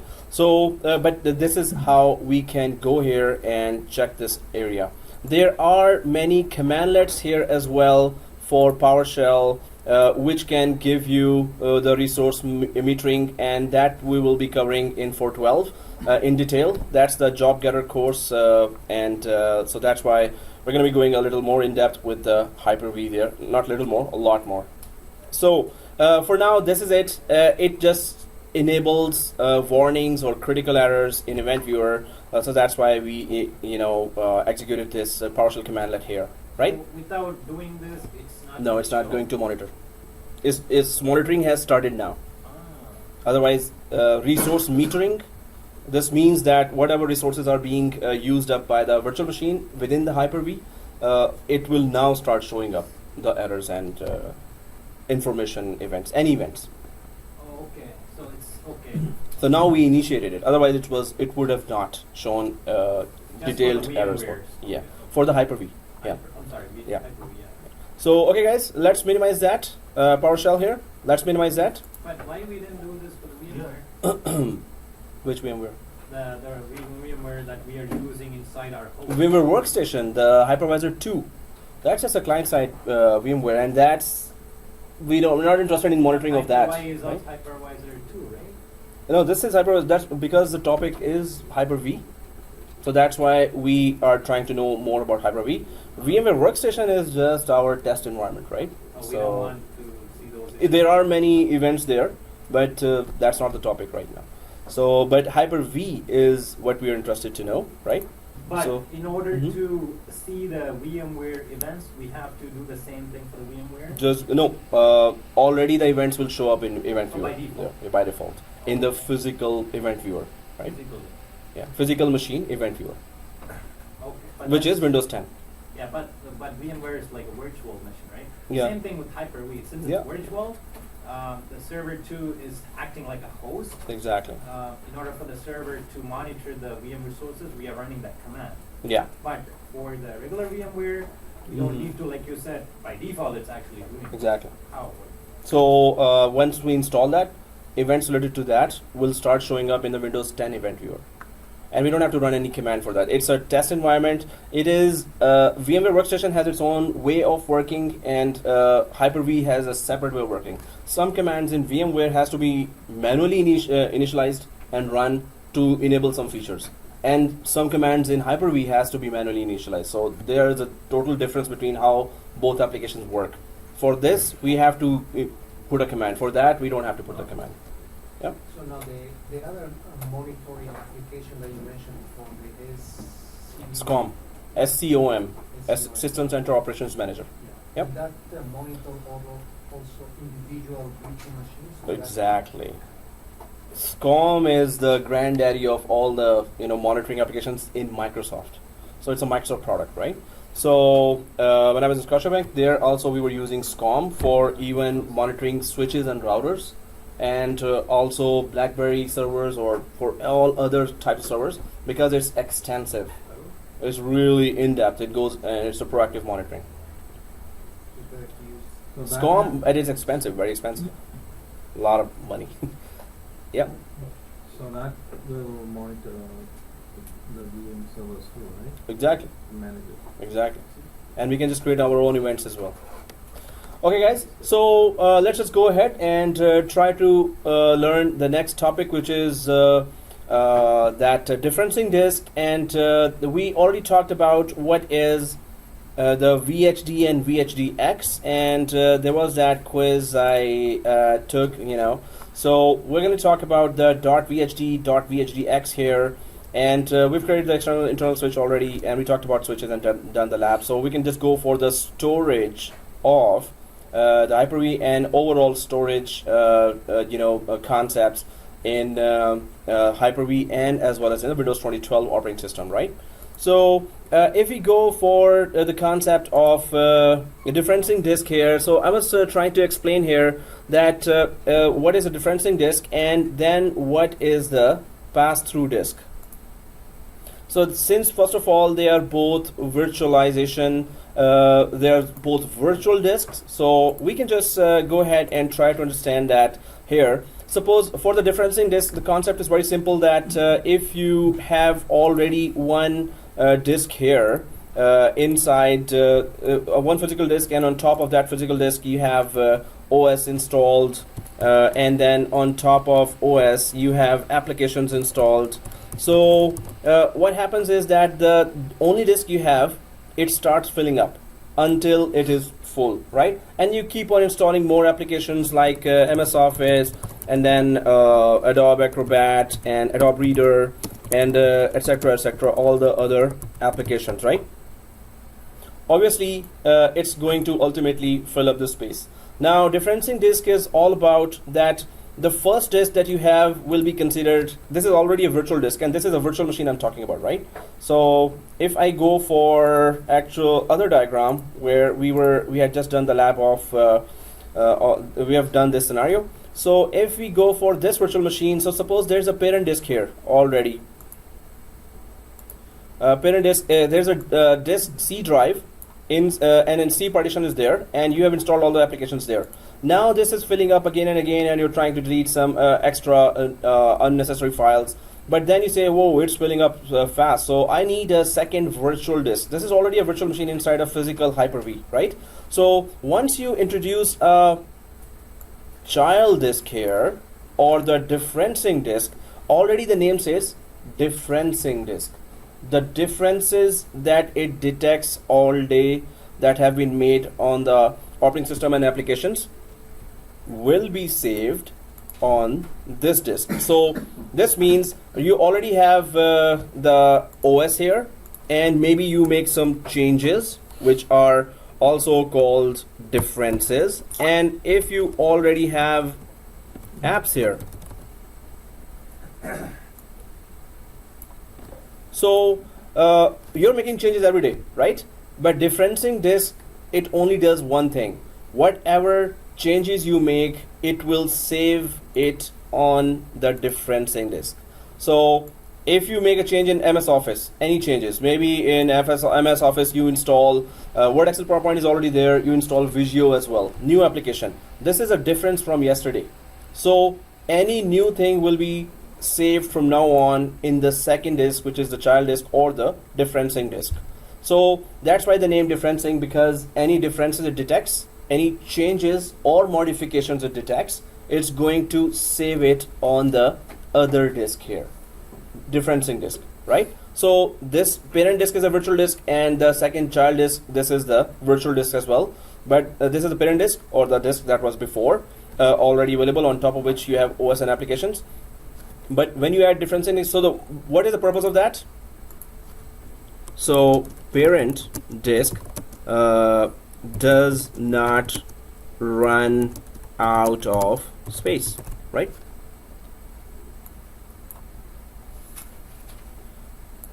So this is for Hyper-V only. Yes, that's for the Hyper-V only. That's a concept here. So the main thing is that whatever changes you're making, whatever applications you're installing, they will be automatically all saved in the differencing disk or the second disk. That's the main concept here, right? So what it will be the effect of that, or result of that? The main disk, the parent disk, will not run out of space, and it has operating system, so it's already crucial partition. If it runs out of space, the operating system will stop working. All services will stop working, right? So that's why differencing disk just automatically saves the differences / modifications or changes in terms of making configurational changes or in terms of making software changes. Maybe you install a new software, maybe you make changes. So whatever changes, some changes introduce a lot of space, they need a lot of space on the disk. Some changes are just, very less space. But whatever changes are there, if it needs a space, they will be automatically saved inside the differencing disk. Hence, the disk space of parent disk will always be secure. It will never run out of space if there's a differencing disk there. Do we understand the concept? Yes? No? Maybe? Can anyone tell me in your own words? Differencing disk. The only purpose of differencing disk? Okay. I wish I can cover that like this. Okay. Anyway, it's written there. So, yes. What's the purpose of a differencing disk? Hey, I can cover from here as well. Anyway, yeah. It means you will not run out of the disk space. Yeah, we will not run out of disk space in Virtual environment. exactly where? Virtual. Yes, it is virtual environment, but where exactly will you run? What exactly will not run out of space? Now I gave you the which virtual disk? The Application. When you no store operating system. Operating system. Yeah, that virtual disk, which is the parent virtual disk, and this is the child virtual disk, right? So the parent virtual disk will not run out of space if you have a differencing disk there, and that's the purpose of it. Do we understand that? Yes? No? Maybe? Yes? But this differencing disk is created inside the parent disk, right? So differencing disk is created separately and attached to a parent disk. Oh, okay. So that differencing disk could be from the SAN. Yes, difference disk could be it could be from SAN, but it's a virtual disk that you create separately and attached to a virtual machine. So we're going to do that, and we're going to understand that you more. said that the parent disk won't run out of space because of the differencing disk. So that means that if it's not running out of space, means the differencing disk is storage is from somewhere, right? Like It could be on SAN. It could be on local computer. It could be anywhere. what if it's on local? It can still run out, right? Then the physical disk space we have to worry about here, because virtual machine has a virtual disk that is running out of the physical disk. It is sharing the part of a physical disk. Either it is locally available on the physical computer, or it is available on the SAN. Yeah, you were saying? So when you are referring to the parent disk, we are actually referring to the VHD or the VHDX file. Yes. Either if it's a Hyper-V 2008, it's a VHDN. So it's a VHD file, and if we want to VHDX in 2012, right? But if we want to add a differencing disk, we're gonna just add one more .vhdx file, which will be the child disk. We will be attaching to the parent disk in that particular virtual machine, right? And that differencing disk could be sitting on SAN or on a local disk. And that local disk, yes, you have to worry about that, because this virtual machine is also sharing the same local disk here, and this virtual machine is also sharing the disk space from here or on SAN remotely. So that disk space should not run out. That's a separate concern. But the difference is concerned with this virtual machine's first virtual disk or the parent virtual disk, that it should not run out of space, right? Then what is the pass-through disk? So first we talk about that. So pass-through disk is all about performance. Now, if I just create another diagram here, So we already have virtual machines here, and we have a physical disk here, right? This one. So there's a physical disk here. Suppose it's a local disk that we're using for the virtual environment. Normally it is supposed to be SAN, right? SAN environment. But this is the virtual disk that we, this is the physical disk, so I'm just gonna put it there. Physical disk. And now, what is the pass-through disk? With the pass-through disk, right? So pass-through disk is that you already have a virtual disk inside here.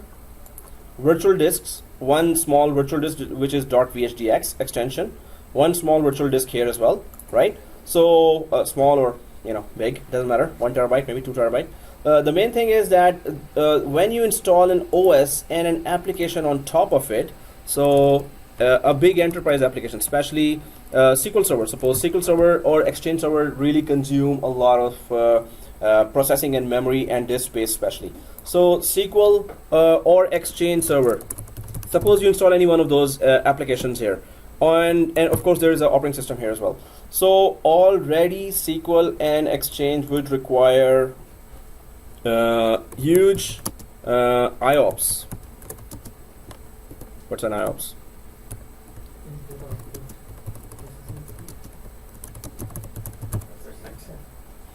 Okay. And I remember, yeah, you finished all the favorite good ones. Okay, 10 bits. Okay, anyway, so I'm just kidding. So here, IOPS, which means read and write speed is required. So when I say, hey, get your good hardware if you're in the field of IT and you need a SSD disk and minimum 500 GB. So why I am stressing for the SSD disk? Because of the read and write are so fast on the SSD disk that enterprise applications will perform well. If they are on HDDs in large environments, when you buy a server, it has to be SSD. It's their company policy that when you're buying, it is SSD you're buying.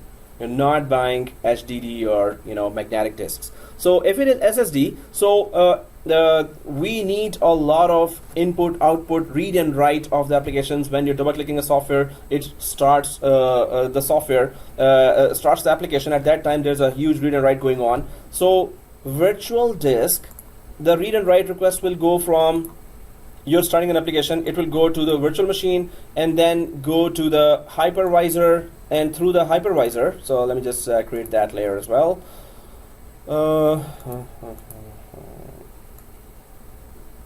Hey, that's good. These are two eyes and there's a face, right? Okay, anyway. So this is a hypervisor. And through the hypervisor, the request goes to the physical disk here. Hey, we need some read and write, and this is going in milliseconds, of course. But you can see that the performance is already getting a hit when there are references here. You have to go through the hypervisor, through the request of its physical disk read and writes or IOPS there. What if there is no middle guy there? What if the virtual machine is installed directly on the physical disk? In that case, so physical disk input output per second or read and write speed will be enormous and will be directly given to the virtual machine, right? So the main concept here is if you have a virtual environment, you can still assign a virtual machine one full physical disk directly, and that's in VMware is called RDM, and here it is called in Hyper-V it is called pass-through disk. So when you're doing VMware at that time, I'm going to remind you that is called RDM when we are doing RDM in VMware. So I'm going to remind you about pass-through disk in Hyper-V as well, right? So the main thing is this is the same concept in VMware as well. This is the same concept in Citrix Zen Server as well, or any virtualization or any hypervisor in the industry, right?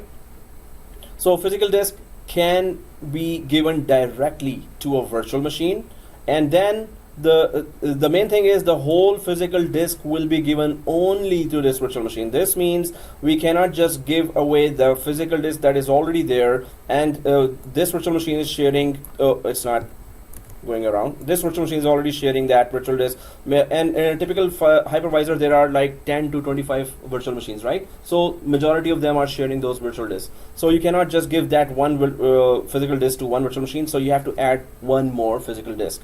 In a virtual environment, of course, you have SAN there. So the SAN devices, so you would be given LUNs there, or logical unit numbers, or remote disks there, and those remote disks you will be giving direct access. If you're not using the physical local disk in a virtual environment, you will be always using SAN. Wow, I'm getting expert in that. Cool. Okay, so yeah, anyway, so here you can give remote disks here. It's the same concept, is same, that physical disk, virtual machine either will, if you're using local, give a separate new physical disk, raw disk, or you can give over the SAN a separate new LUN, which is logical unit number, or remote disk, right? So either you can give this. From here, the concept is same. One virtual machine gets direct access to one physical disk for a good read and write speed. Do we understand the concept? So pass-through disk is different from the previous one. Differencing disk. So difference between differencing disk and the pass-through disk, right? What's the difference? Their purpose is totally different, right?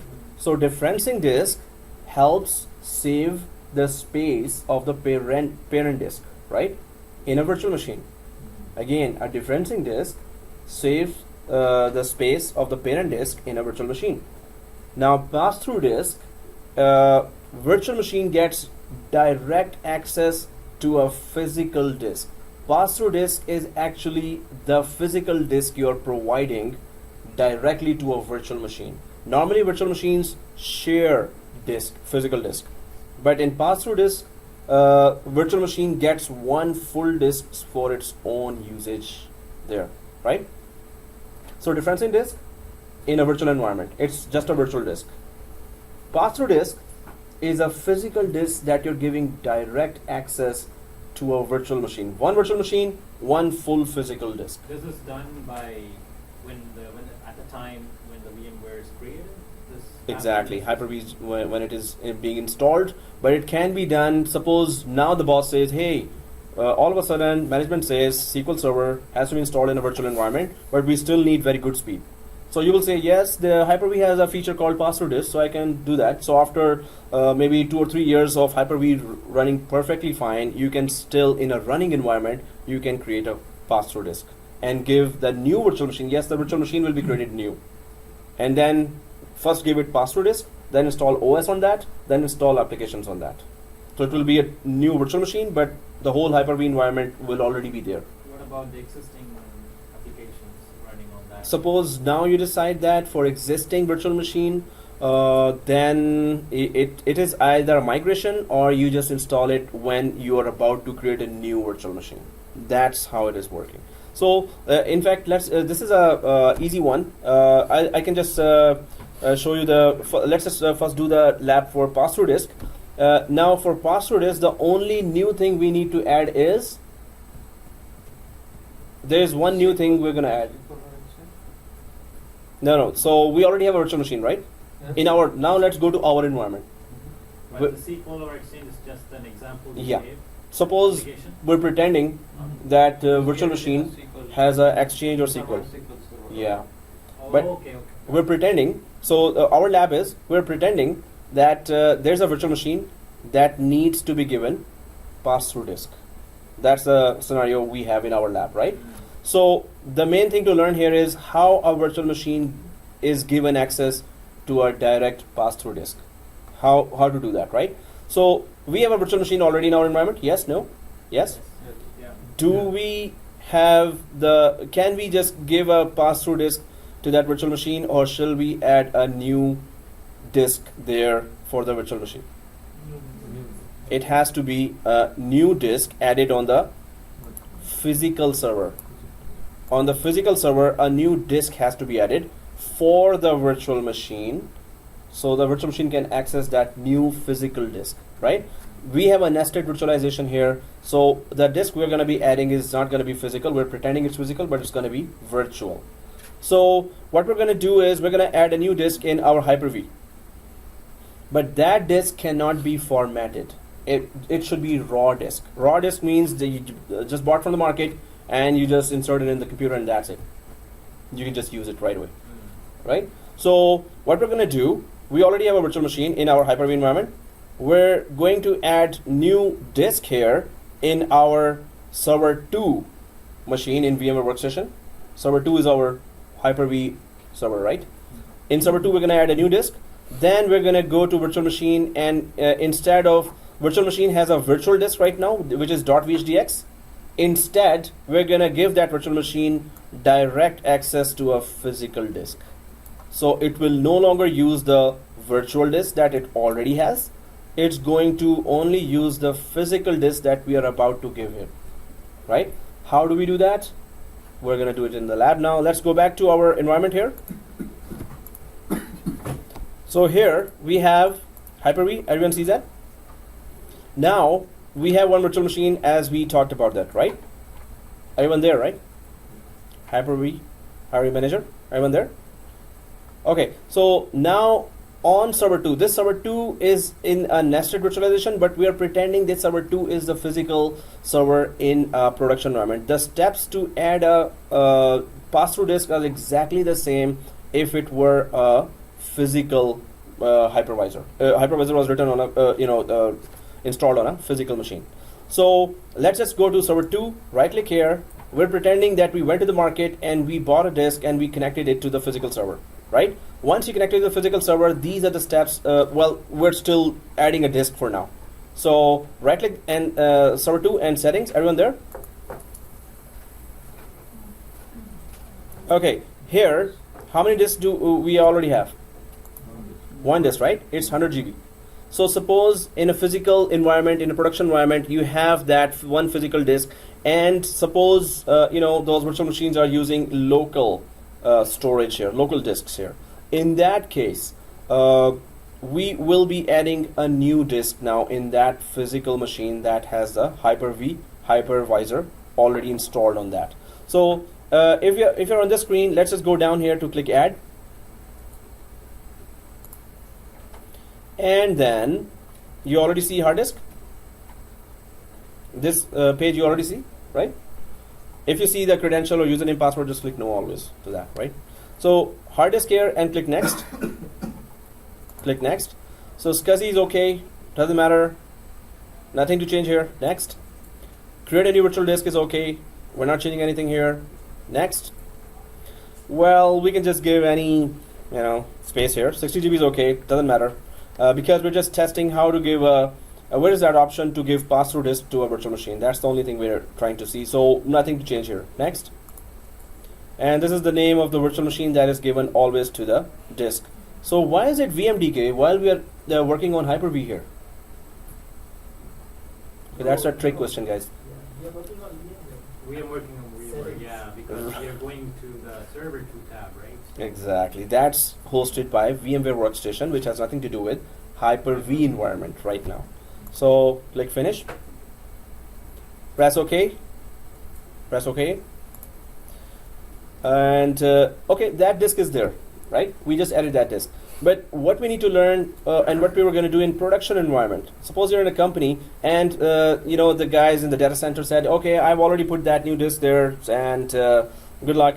So nobody formatted it with Windows is, so that disk is there. Now you as a Hyper-V administrator, you're going to go to your Hyper-V environment here, and after you just confirm that the disk is there physically. So you go to any virtual machine. So let's just go to VM03 here. No, VM03 is not good. VM03 we installed operating system, right? Oh well, I installed operating system in VM03. So I'm just going to go for TorFS. Doesn't matter. Let's go for TorFS. Toronto file server, or from the previous lab. So when we right click here, go to settings here, right click settings, right? So once we are inside the settings, because it's not related to network adapter anymore, which was in the previous lab, it is related to hard disks, hard drives, right? So if we click the hard drive, this one on the left side, everyone sees that, right? So now on the right side, these are the controls for virtual disk management. Already this is the virtual disk we see here in this path by the name of vm01.vhdx, right? But you can see here physical disk option. So if you click that option, this will be unchecked, so it will no longer use the current virtual disk. It will go to, so click that option, guys. Is it clickable, first of all? Yep. Right? So this is the physical hard disk. Now it is clickable, but I should have shown you, or I will show you now as well in another machine, that it was grayed out. If you hadn't added the new disk, it was grayed out option. You could not click it, right? But I didn't show you that. But let's go to another machine. So here, that's it. You give a physical disk, but it's no longer using the older disk now. This means when you're planning the new virtual machine, when you're about to create a new virtual machine, at that time you decide, not when it's working already, right? So now it can use the whole physical disk. So this physical disk is bound to that virtual machine, right? So other virtual machines should not have access to that. This means if one machine, one disk is the rule, then other virtual machines should not have access to that, right? So let's, we have selected that. Click apply and OK. Apply and OK. Now, well, if it's one machine, one disk, let's just go to NYFS and just check if the physical disk option is there as, available as well or not. So right click on NYFS, go to settings here, settings everyone, and go to hard drive. So are we able to select it? If it is one disk, one, right? So if we are able to select it, then is it sharing? Is it sharing the disk? Is it the same disk or is it the separate disk? Same disk. Exactly. So let's just cancel out from here. Let's just cancel out from here and start that virtual machine, TORFS. Let's go back to that virtual machine, TORFS, and start. Wow, is it me or You. Yeah, me too. you too? Okay, there are two now. Because oh, you're three. But okay, fan is okay, guys. Yeah. Okay. Thank you. I really need that. Should not have run. Okay, guys. So is the machine started? Okay. So right click the TORFS here and settings. Once the machine is started, is it started, right? Yeah. Oh, good. So right click the settings here and go to hard drive. Are we able to still select between, while the machine is started, are we able to still select between the two disks? Yeah. But now the virtual disk is gone, right? Once you select away from virtual disk, so that disk path you have to give. So if you're, everyone sees this blank window here, so click browse here. Click browse on the blank window, this one. Suppose you selected all again virtual disk. When you click browse, do you see your older virtual disk here? The virtual disk, whenever it is created, it is always created with the name of the virtual machine. Virtual machine name was VM01. So older disk name is, the virtual disk name is VM01 as well. It's always created with the name of the virtual machine, right? So VM01, double click that. So that's how we can select. And even if it is started, is it accepting that while it is started? So if we go, suppose we want to go back to this. So apply. And OK. So whenever we want to go back, we can do that, right? So while it is started, let's just go back to NYFS again. So what we did, we started TORFS, and we can change while it is started between the two. While we cannot do that, we should not be doing in a production environment, right? We should not be doing it in production environment. I'm just showing you that it is flexible. There's a flexibility here. Then if you go back to NYFS here, right click and settings. So you can select this one as well, right? So is it a one disk, one virtual machine, or is it multiple virtual machines can access that one raw disk. Multiple virtual machines can access one raw disk here, right? This is different in VMware. So VMware is one disk, one virtual machine. But here, Hyper-V has, so that's why I was saying that Hyper-V is different, VMware is different, and you will see some options much more advanced in VMware there. But this is going to cause problems, right? If some This- information gets getting yes. stored on one hard disk, some No, so we're not going to do it in production environment, right? But Why is what this? we can do, we're just exploring that what is possible. Suppose as a junior admin, you're a senior admin, and he just learned referencing disk or that pass-through disk, and oh, let's click, and all the users are disconnected right away. So we can do that while the disk is started, and we should know that this can be done, so we could avoid letting anyone do that, right?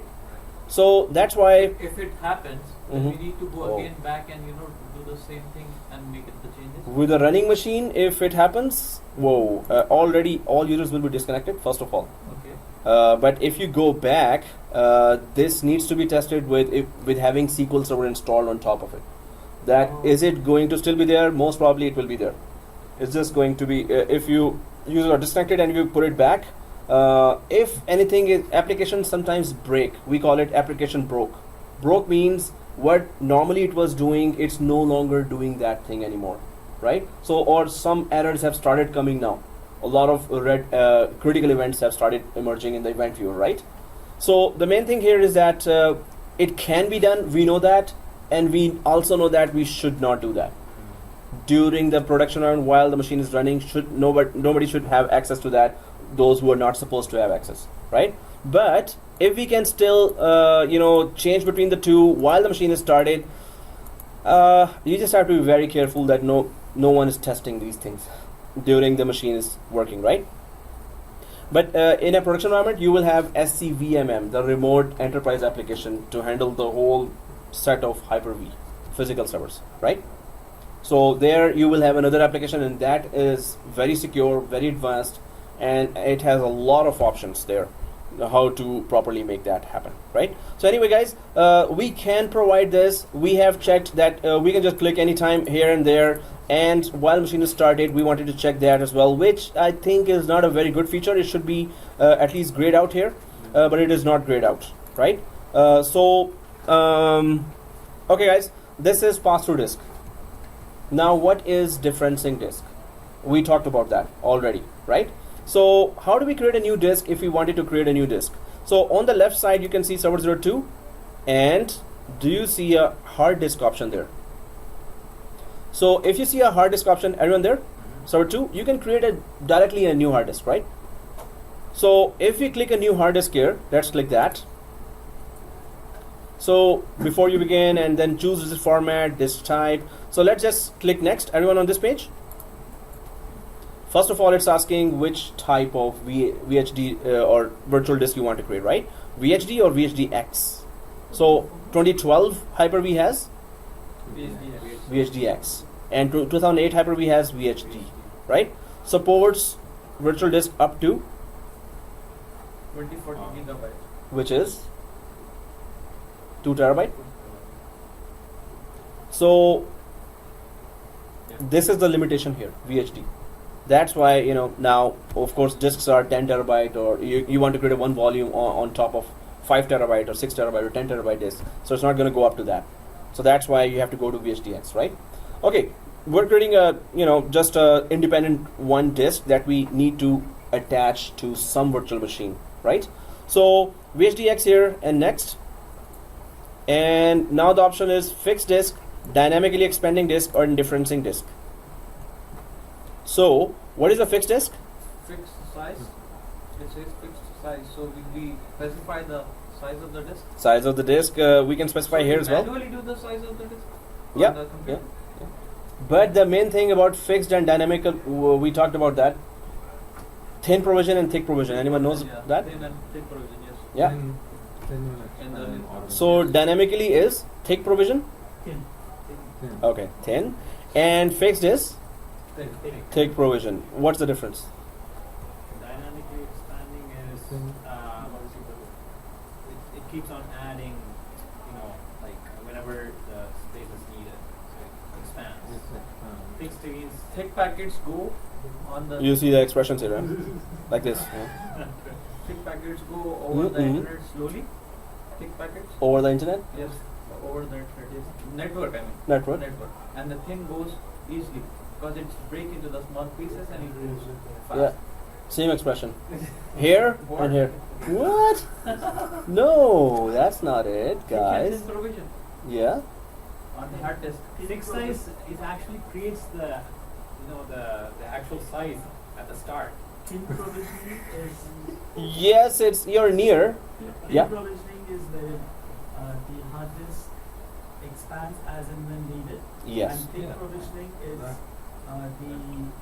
the size of the hard disk is actually allocated on the physical drive. Yeah. So fixed disk is exactly as you said that it occupies the whole physical space right away and formats it. It just occupies the whole space, right? So no one else can use that space. No other application can share that space. Suppose there's a 500 GB disk, physical disk you have, and you give a fixed disk 500 GB size.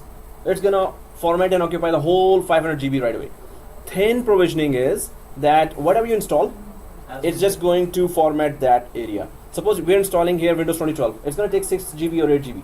So instead of taking 500 GB, it's going to just take that 6 GB or 8 GB. Suppose then you install MS Office on top of that. It takes 10 GB more. So it's just going to format and expand to 10 GB more. While the rest of the space is still available for any other application or any disk to be used as well. Right?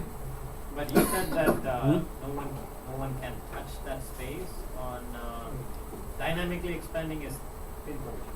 Dynamic expanding is thin provision. It's going to only occupy, for example, we're installing the operating system. It's Yeah. going to take that space, but not going to take any other space. But that space is available for other people. But we are already giving, like fixing the hard drive space Mhm. when we create the virtual machine. Yeah. How can someone can access that space? No. So it can grow up to that space. So 500 GB is dynamically That's your expanding. space. I know Yeah. what you mean. Yeah. But still, that's your space. No one No, can no, no, use no, that no. space. That's not my space. It can grow up to whenever it grows up to, then it's its space. When it hasn't reached 500 GB, suppose it reached 10 GB only. But we give the thin provisioning disk space size as 500 GB. Suppose we give that, and 500 GB is the physical disk space as well, right? It is the only thing physical disk as well. So if that is the thing, so once you install with dynamically expanding or thin provision, what happens? It will only occupy and format whatever software you have installed on top of it, right? So it's which is maybe 10 GB. So up from 10 to 500 GB is still available for anyone to share, but it will keep growing up if you start installing software. Suppose you never install other than MS Office, so it's gonna stay there at 10 GB, and anyone else can use this space as well. That anyone else is Any other actually virtual the machine. client machine. Yeah. Okay. Any other virtual machine can use that. We can just put our movie folder there or something, So we can use that. This disk is usable by anyone else because we have given maximum you will go to 500 GB for thin provision, but we have only used up 10 GB and we did not install any other software, so it's gonna remain there 10 GB and anyone can use that. Fixed disk that we have all 500 GB is taken, but maybe you just install MS Office there and you never went ahead and used more than 10 GB, so the whole space is lost. Any other application could have used that space, but in fixed disk or thick provision, you have occupied the whole space. Suppose you're not using or you're never going to use the full space, but now anyone else can also not use that because you put it at thick But provision it's not or wasted. fixed disk. Still, in the future, you can install any application. Yeah, we can install any other application, but it's not shareable to anyone else, right? And we can do thin and thick afterwards as well, right? Yeah, we can convert. We can convert as well. But if the data will be safe or not, that's where we have to be careful. But it is we are able to convert from thin to thick. We need to Yeah. take the backup of the data and Yes. then we can make it thin and thick. Best practice: take a backup of the data. Okay.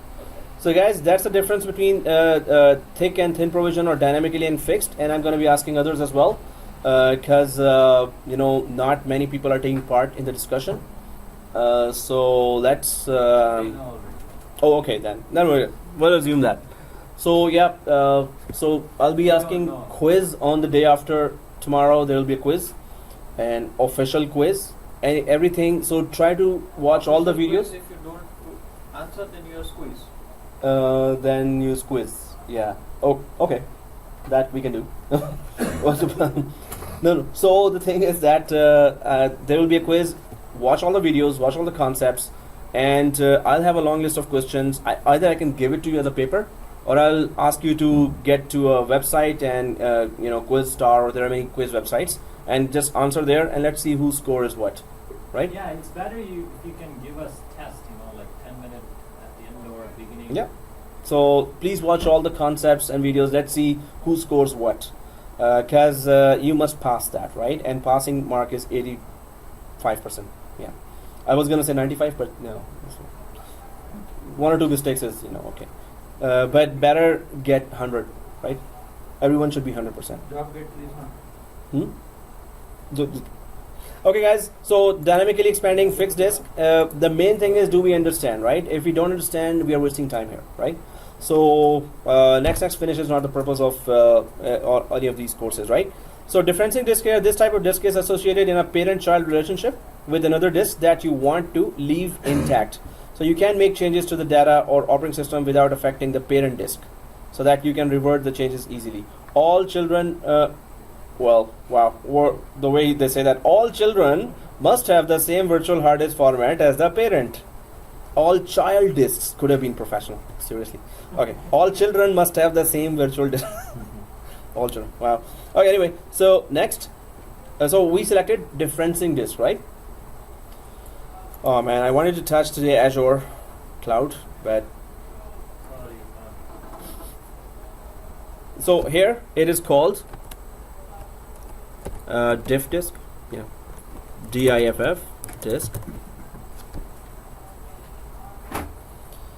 So this is specify the name and location of the virtual hard disk file. So which is location is this? That's where all the other virtual hard disks also live for all the virtual machines. And this is the new disk we are creating in that same partition, or in that same folder structure, folder path. Has everyone put in that? Okay, did you put that? Div disk. Okay, next. Now what is asking? Specify the virtual hard disk that you want to use as a parent for the new differencing virtual hard disk. So differencing disk is the child disk, and parent disk is whatever we are about to choose. So which disk are we choosing there? So click browse here. Once we click browse, these are the actual disks that when we created a virtual machine, this disk was created, and the disk name was according to the name of the virtual machine, right? 01. So we can just connect it to any virtual machine which we want, but yes, let's just go to 01 because our leader has said that. So let's just follow. No, we are working in virtual machine 1, right? Yes. No, but hey, you said that. Yeah. Oh, just kidding. I said because it did that. Okay, guys. So yes, we could connect it to anyone right now. The technical part I'm saying, but Okay. let's just connect to VM01. Yeah. Okay. So we can connect it to anyone at this time, but we'll just go for VM01, right? Because we started this wizard as a new virtual disk. We did not start it from VM01 machine, right? So that's why we can connect to any virtual machine. But we'll connect to VM01. So once we select that, and okay, just select and click open. So we're saying that differencing disk should be the child of this parent disk, right? And click next. And what does it say here? Format VHDX, type differencing, name diff disk.vhd. This is the disk that will be playing part of differencing disk. Location is this, and parent location is that, right? And click finito. So when we click finish, does it give you an error, or does it let you Error. do that? Server encountered an error trying to create the Hey, everyone got an error. So click finish, and let's see that error. So what is the error? Failed to create the virtual disk. The system failed to create. You know why? Tell me quickly. We are in public. Huh? Says users. So the system failed to create blah blah blah blah blah. The process cannot access the file because it is being used by another process. Quickly tell me, what did we do with VM01? The VMware is running, right? First thing, okay, VMware is running. Second thing, And then it's linked to that hard drive. physical disk, exactly. So okay, let's just try to check. I think we did not start, any one of us did not start VM02. Just to check, right? So close that, go back, previous. Instead of 1, because 1 is started, or yes, we all started that, right? So click browse. And VM02, I think it's not started. So double click that and click next and finish. Does it give error? Exactly. Yes, VM01 or TorFS was running, right? So if it is running, of course, we cannot attach that. It has to be shut down first, right? So that's why it is just showing. So is it showing the differencing disk now? If, in the NYFS, VM02 was NYFS, right? VM02 was NYFS. So right click the NYFS. Can you see where is the differencing disk now? Does it show there? So go to the settings of NYFS. So there is a hard drive. So does it show differencing anywhere? We're going to see that when we start the operating system. Inside the operating system, you will see another disk that you have to format. And then you have, it's a raw disk attached there. So in an operating system, we can go there. So, hey, how about this as an assignment as well? Okay, that's too many assignments, yeah. So here, if it is not showing and it is not showing, so you will have to check it. So I'm just going to give you that very small assignment, second assignment, which is a very, small steps here. VM03 already has operating system. Oh, seriously. So guys, at home, please install one virtual machine with an operating system. Try to download the Windows 2012 R2 free from Microsoft.com website. I'm going to put the whole details of the assignment, and please involve me through WhatsApp, email, or text. That I'm stuck here. Please tell me what to do. Whenever I'm free, I'll just tell you what to do, right? Whatever is the problem there, right? So so one thing is get operating system in a virtual machine. Second thing is the first assignment. The internal switch. Internal switch. Can you copy paste or not? Yeah, the copy. Within the operating system. Second assignment is now difference in disk. Does it show inside the operating system? What is the proof that we attach the difference in disk? What is the proof it is there? Right? So the second assignment is that inside the operating system where you attached the differencing disk, does it show inside the operating system in the hard disk area? So I'm going to tell you the steps there as well, and let me know if you're stuck somewhere. So involve me in your troubleshooting as well, right?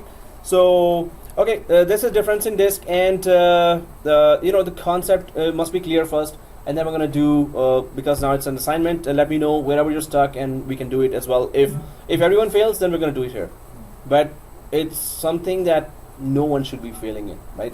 It's easy. Previous classes were easily able to do that.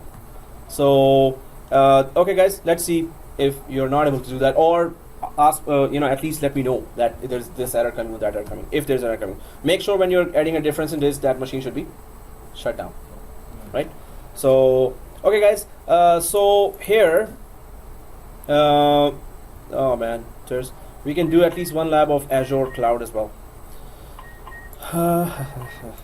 Okay, differencing disk, and Why you are not sending the screenshots? I mean, it's not the slides. slides. Yeah. I'm just forgetting every time. Oh, now I'm at 2 o'clock. I'm not gonna leave before I send all the previous slides.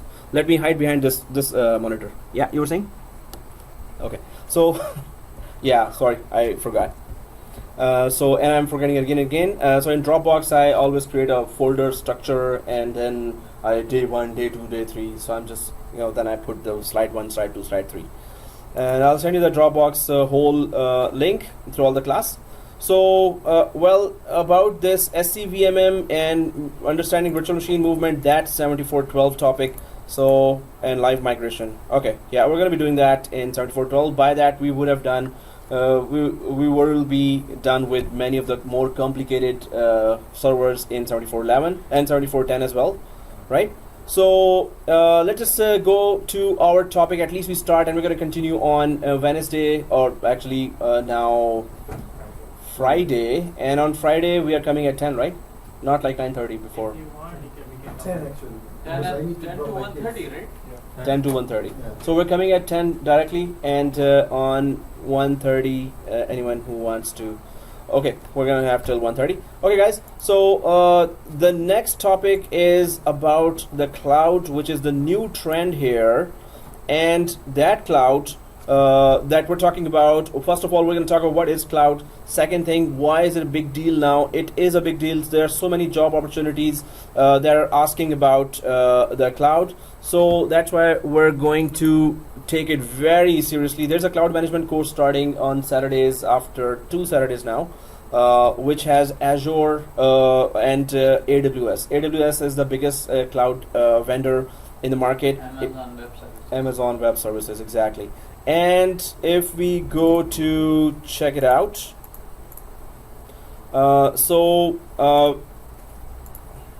here we have AWS, Amazon Web Services. I'm just Googling it, right? So this is a site here, cloud computing from Amazon, start building on AWS today, right?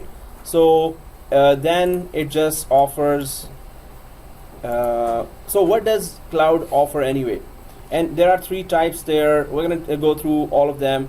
The internet is really fast today. Seriously. Okay. One day, Monday or Sunday, it's going to open. Oh, there you go. Okay, so what is cloud first of all? It's somebody else's data center.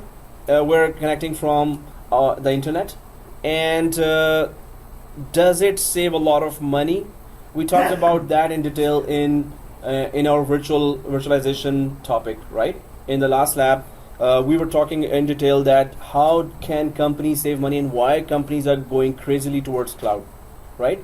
So the cloud is somebody else's data center. That means you as a company do not have to maintain your own data center, which means a lot of costs, and especially all the administrators. And so we did count all those expenses as well, but just for a review here and a quick one. So if a company has its own data center, what are we maintaining and what is the cost that we are doing? First is, the space itself. You have to give the rent for the whole, maybe the basement, maybe the top floors, full floor or half of a floor. Second thing, the company has to pay for the security, the card system, two-factor authentication, multi-factor authentication. Then third thing is maintenance of servers. This is the 1 year, 2 year contract for HP, IBM, any of those servers. And then Expensive hydro hydro bill. bill. That's expensive. And hydro bill is separate, and maintaining the UPS for uninterrupted power supply. You have to have that unit also installed there. And anything else? Exactly, air conditioning, very important. So that's a lot of expenses a company has to endure already. So what if Microsoft is taking care of all this, or AWS is taking care of all these expenses? And what you get as a company, direct access to applications, which are already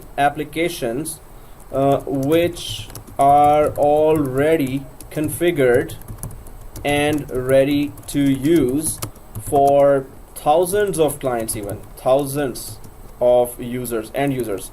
All you need to do is give them laptops or desktops. That's all. And an internet connection, good internet connection. That's all you need to do, right? So if the cloud is offering all that, so your company does not have to spend money on all that and the hassle and the legalities of that. So that's a lot of headache and expenses that company is getting rid of if they're going to cloud, right? So in the cloud, applications are already installed. They are running on either Microsoft servers or Amazon Web Services servers. They have a lot of data centers. They are already very rich companies. They have spent billions of dollars in their infrastructure. Those applications, those servers are highly available. If your internet connection is okay, those applications are 24/7 highly available, right? So that's why the companies are going crazily for cloud. Office 365, this is also a course that is regularly done here as well. So Office 365 is a combination of Exchange Online, which is a separate course, and it's a very important application for email. And then there is that SharePoint And then there is Azure. There is Sky for Business for meetings. So SharePoint for sharing documents and connecting enterprise applications for input of data for businesses. Skype for Business for conferencing and meetings. So whatever a business need, Office 365 has that, right? That's why there are millions of users already in connected to Office 365 subscriptions. And then Azure Cloud. So what is Azure? So we understand Exchange Online for emails, right? SharePoint is for sharing documents, very sophisticated type of intranet, but it is much, much more than that. It's not only intranet. But Sky for Business for meetings and conferences. What is Azure Cloud? So it offers the data center infrastructure, virtual infrastructure, data center virtual infrastructure. A one-liner, just a simple way of saying that in Azure Cloud, what you can do now. So we have Hyper-V here, right? Now your boss tells you, can you create 5 virtual machines and install SQL Server, install Exchange Server, install file servers on 2, install print server on 1. So 5 virtual machines. Now we need to have in a physical environment physical servers to do that. So suppose you have 10 physical servers. You already installed a lot of applications there. The boss says, hey, we need 5 more virtual machines. You say, hey boss, our physical servers, they have already 128 GB RAM. And we already have 10 virtual machines running on those. And we have only 2 physical servers, which are hypervisors. So we already cannot have 5 more virtual machines. The boss says, okay, give me a solution then. So you say, okay, can you buy a new physical server? That's $20,000 or $25,000 if you go with today's requirements. So the boss says, no way they're gonna approve that. So then you say, okay, can we connect to cloud? Can we connect to Azure or AWS?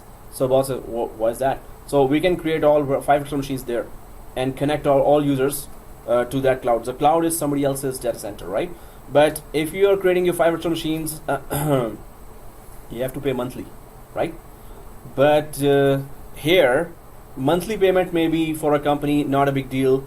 Maybe it's $500, $600 for 6 virtual machines, or maybe $1,000, $2,000 for a virtual machine, instead of spending $40,000 in a server, 2 servers or 3 servers, physical servers. You're spending $500 per month.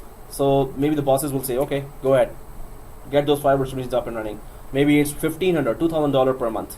So companies do get income monthly, so they can still spend that instead of taking out $40,000 from their budget. That will be much more heavier for them, right? So that's why. What if the boss says that since it's someone's cloud and the information is so confidential, I don't want to put it in the cloud. Is there any other option if he asks? So cloud security is one of the main question. That is it secure? So if it is not, banks would not go there, right? And governments would not go there. So when I was in Scotiabank, there are 86,000 users there, right? So there was a plan, and we had started, shifting all the users to cloud, and their documents were there. Bankers' documents were there. So they always check their security, cloud security, then they go there. And it's Microsoft and AWS, the top companies. The first thing they will do is secure their network. But suppose there is something very confidential that the mindset is that bosses will say, no way, I'm putting it there. There's always a possibility of being hacked, right, on the cloud, because it's publicly accessible from anywhere. So yes, in that case, medium to large companies always have their own on-premises data center as well. It is smaller now, but it is still there. So all what they need in their environment, and not to leave their environment, they just put it there. But what they can put in the cloud, they just put it there, and the cost is still much less than maintaining a bigger data center, right? So if you have on-premises servers and if you have servers in the cloud, what is that infrastructure called? Hybrid, exactly. So What? hybrid, Hybrid. just like hybrid disk, there's SSD and HDD. It's a mixture, right? So you're connected with on-premises and to the cloud as well, right? So guys, cloud, we're going to talk about that, and let's just go for our that slide of Azure Cloud. And also, did everyone buy a domain from GoDaddy.com? Yes. So you've all bought the domain, right? From GoDaddy.com. So buy a domain, those who did not buy, and we're going to do that lab of connecting the GoDaddy domain, custom domain, that whatever domain you bought, we're going to connect it to Azure Cloud, right? And then we're going to connect our 390 users from on-premises environment to the cloud as well, with an AADC or Azure Active Directory connector, AADC connector, right? Like once I created and got the domain, someone is calling me like to do this and that. Guys, It's like yeah. like a scam. So I'm not responding to what they are saying. They're asking me go there, enter this code. Seems like since I've entered my credit card information, that's why they call it. Okay. Today. So if you guys get any call, just avoid it. Yeah. Don't do what they say. No, sometimes there are marketing calls as well. Other than that, what you're getting, marketing calls are It also there. says, since you created this domain, go there to get some access. So to No, that's from the GoDaddy staff, right? You sure? Like Yeah, it's okay. No, I want to tell now that if you get this call, just say I'm a student and I'm just doing it temporary. So they are thinking That you are making a company. it's a company and then you're going Automated. to buy a hosting package. Someone is talking. It's automated. It's just giving the information and then If it's automated, then hang up. So no, you will get also marketing calls. Yes. Marketing calls, just give them right away. We are not a company. I'm a student. As soon as they hear the student, oh, okay, bye. So they will know there is no business coming from. There is no more business coming. So at once say I'm a student and I'm just testing. So they will never call you again. Even Marketing. GoDaddy.com, Mm. like they were giving me some questions. Are you a student? I said, Oh, okay. I'm a student. Yeah. This is non-profit Yeah. organization. Oh, good. That's good. Okay, guys. So let's just go for our Azure slide.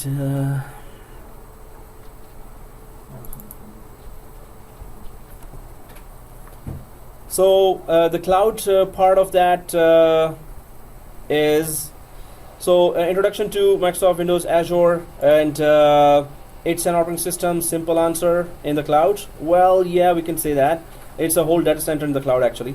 So there are types of services that are provided in the cloud. One is IaaS, which is infrastructure as a service. When you talk about infrastructure as a service, you can create servers, you can create your hard disks there, storage, you can create your network yourself. The whole Azure environment is like a data center for you.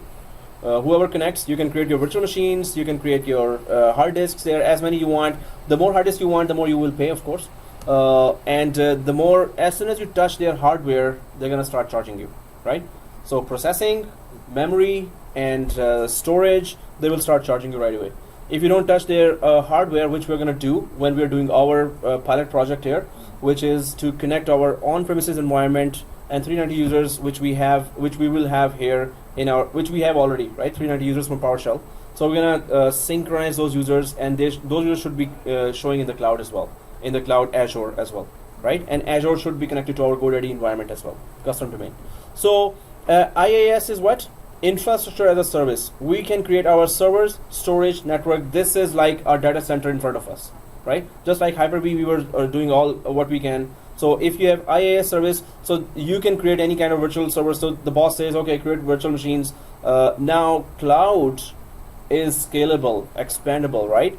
So the more virtual machines you create, it's not like the Microsoft will say, oh, we ran out of space here, sorry. They're just gonna start charging you more.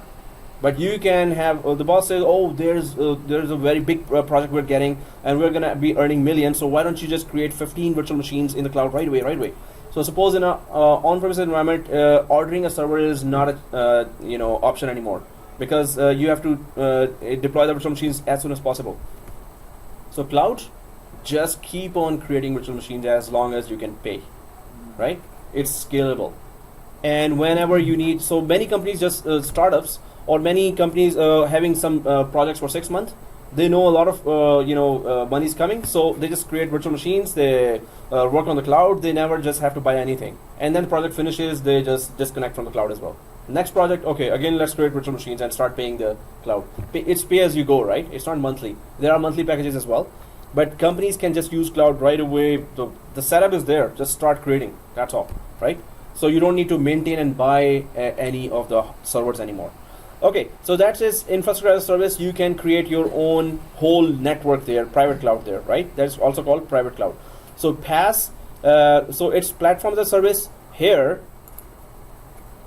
OS, so servers, storage, and network is being taken care of by from the Microsoft experts and AWS expert. They are taking care of the infrastructure here, right? So you are concerned with operating systems and applications there only. So you can just tell them. So you say that no, I want to have platform as a service or PaaS. I want to use your cloud as a PaaS.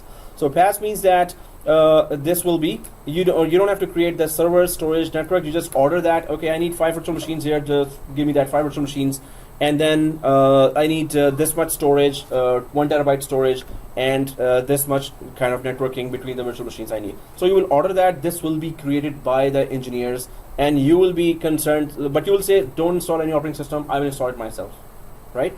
So this is different than infrastructure as a service, where you create your servers, storage, and network. Here it is taken care of by the engineers of the cloud, right? For that vendor, whichever you're buying. You're just concerned with the operating system and application stack. Then the third form is SaaS. SaaS. Okay.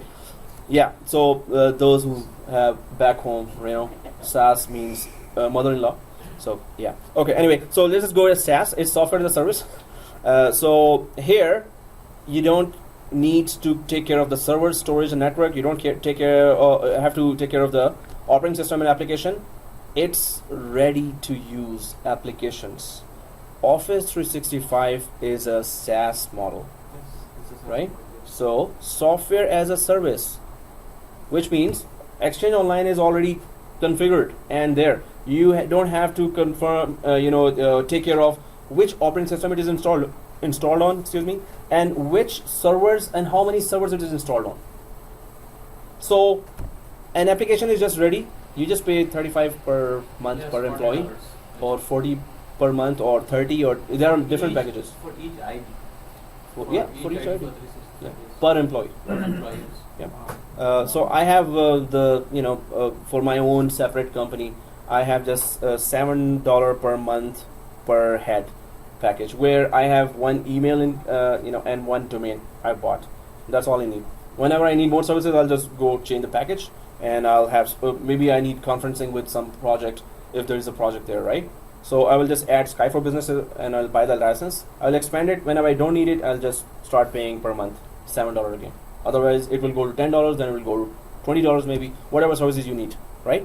So SaaS is also, any software that is available on the cloud and ready to use when you pay per month per employee, that is SaaS, right? So these are the three models here: IaaS, infrastructure as a service, platform as a service, and software as a service.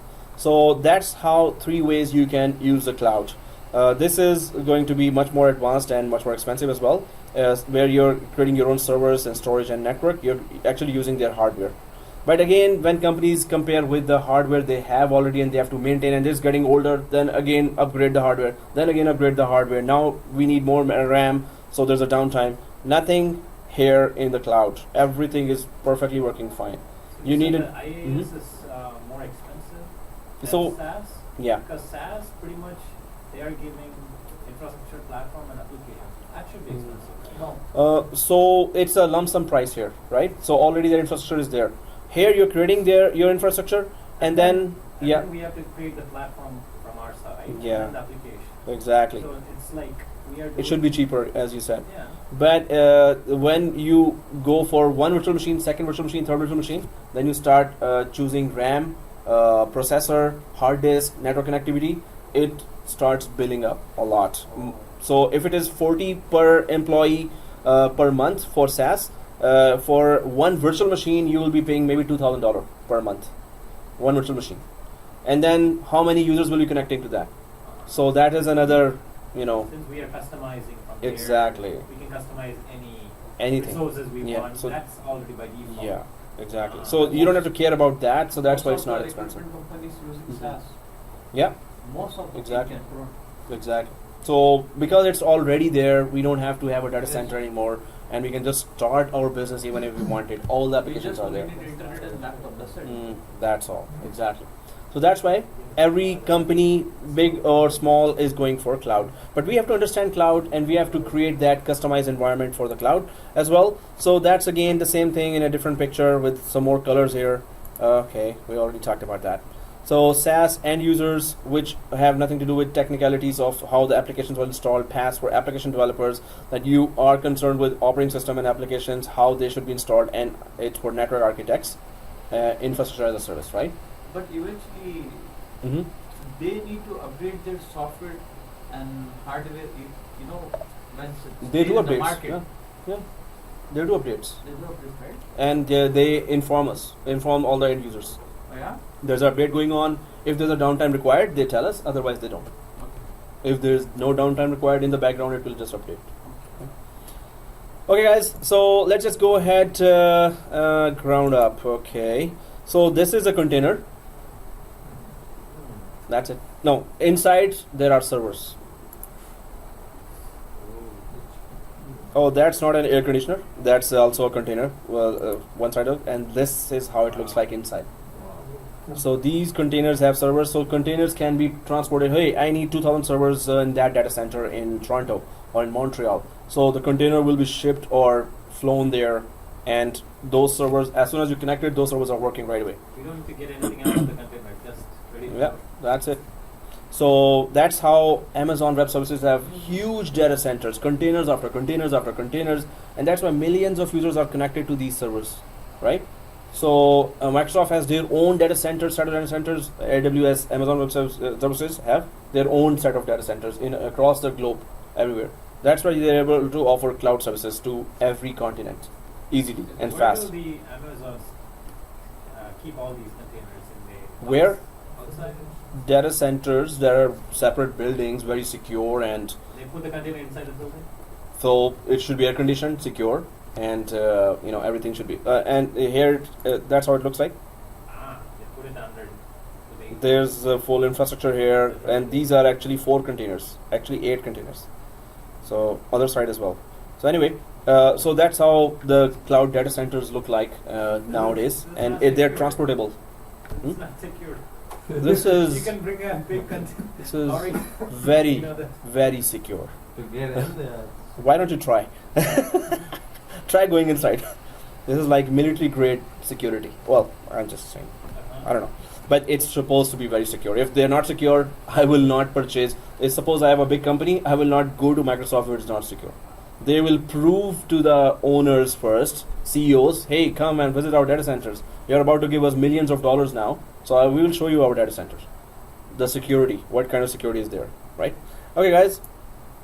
And yeah, there are many areas across the globe where Microsoft data centers are. This is 3 years back. No, now they are big in game. Yeah. Which game? Which- Giant. This Amazon. Which game? This game. Lawn tennis? Or? No. Okay.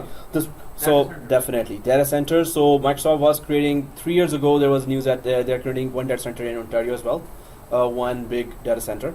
So the thing is that there are a lot more dots now across the globe, and Amazon Web Services is the biggest cloud vendor. They have the most data centers across the globe. So there, when we see their map, there will be lots of dots across the globe. So that's the main thing. Okay, guys. Demo time. Okay, let's do that. And okay, what we need to do. So cloud is compelling. Yeah, as you said, all kind of services are there. So guys, one thing here is I'm just gonna put the main steps here. Main steps here is do we have GoDaddy website.com? Second thing, do we have Azure cloud subscription? That's what we're going to take today. Well, that's how much time we have. So take out your credit cards again and submit it to me. Just kidding. Yeah. Before that, we have it already. Oh yes, exactly. Okay, guys. So we're gonna go that way. How many have the email given from the college? You already have email from the college. Yeah. Can you log in from that email? Asad, you got the email? from the college. So Brian will have that email given to you. So guys, azure.com and start. Okay, yeah. So please log in for that email. So do you know how to log in from the college email? At my home, I add it to my favorite. Do you know the link? Yeah. So it's portal.office.com. So first, Azure Cloud subscription.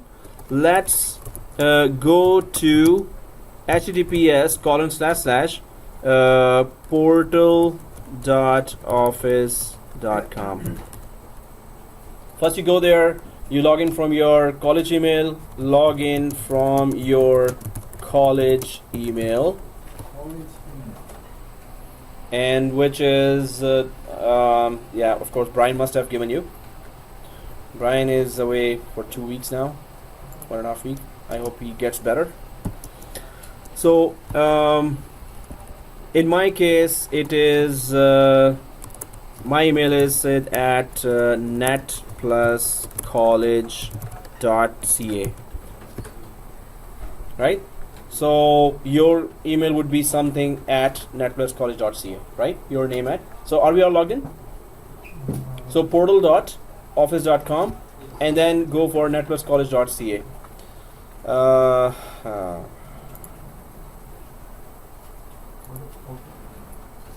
So portal.office.com.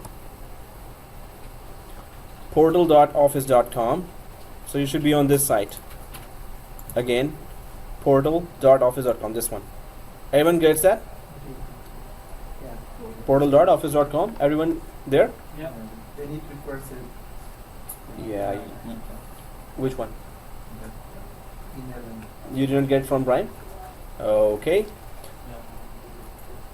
So, who does not have the college email yet?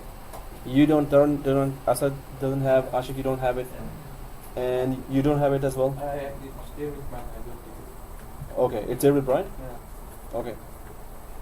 Yes, it's there because they called. It's for the college email?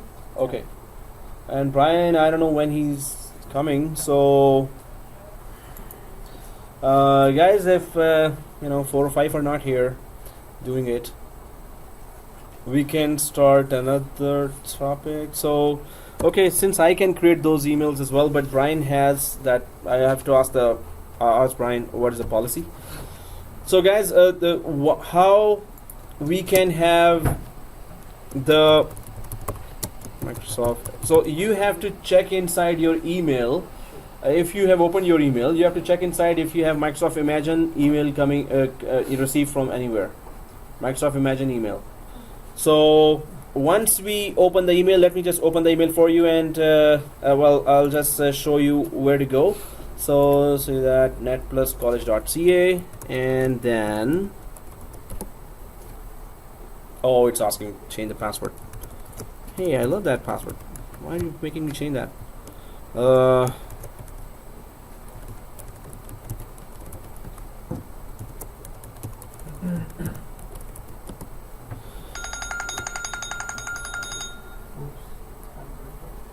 Yeah, it's a phone. Okay, so are we all logged into this one? Yeah. Do we all see this here? Right, this page? So do you see email anywhere or mail? So we can see the mail square here, or the box, right? We see the mailbox. Okay, so once we click the mail, that's gonna show us what emails we have received till now.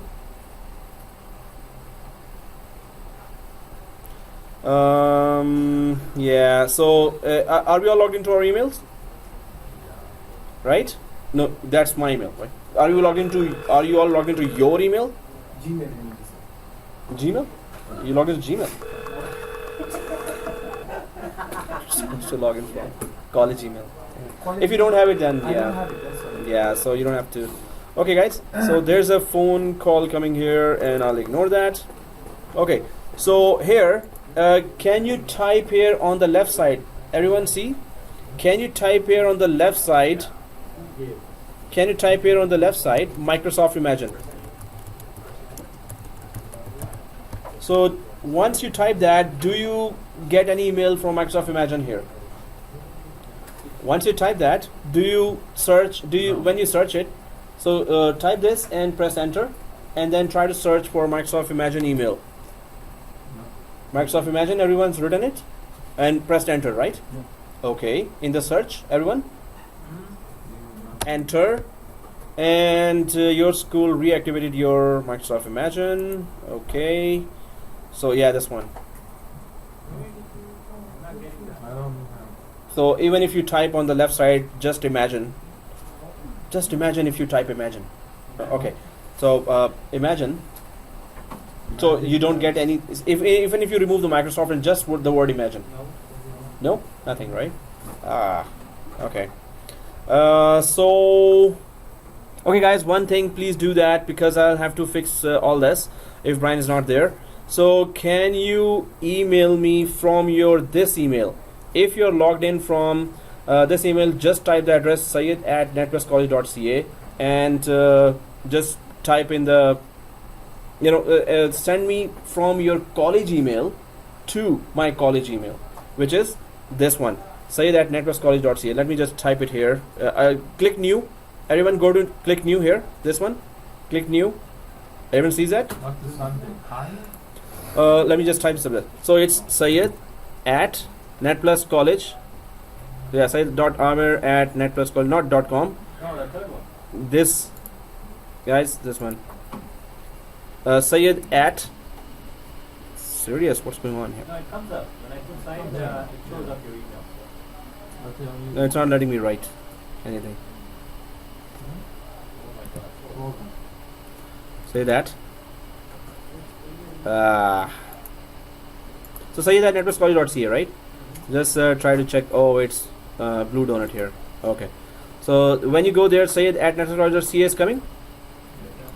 Don't go for .com, for .ca, right? Oh, I already got from Mohammed Hussain. All right, that was fast. So guys, the main thing is you forgot to put the subject here. So put the subject here, 7410 to May 2017. So 7410 course. Wow, it's terribly slow. So 70-410 02 May 2017 is the subject.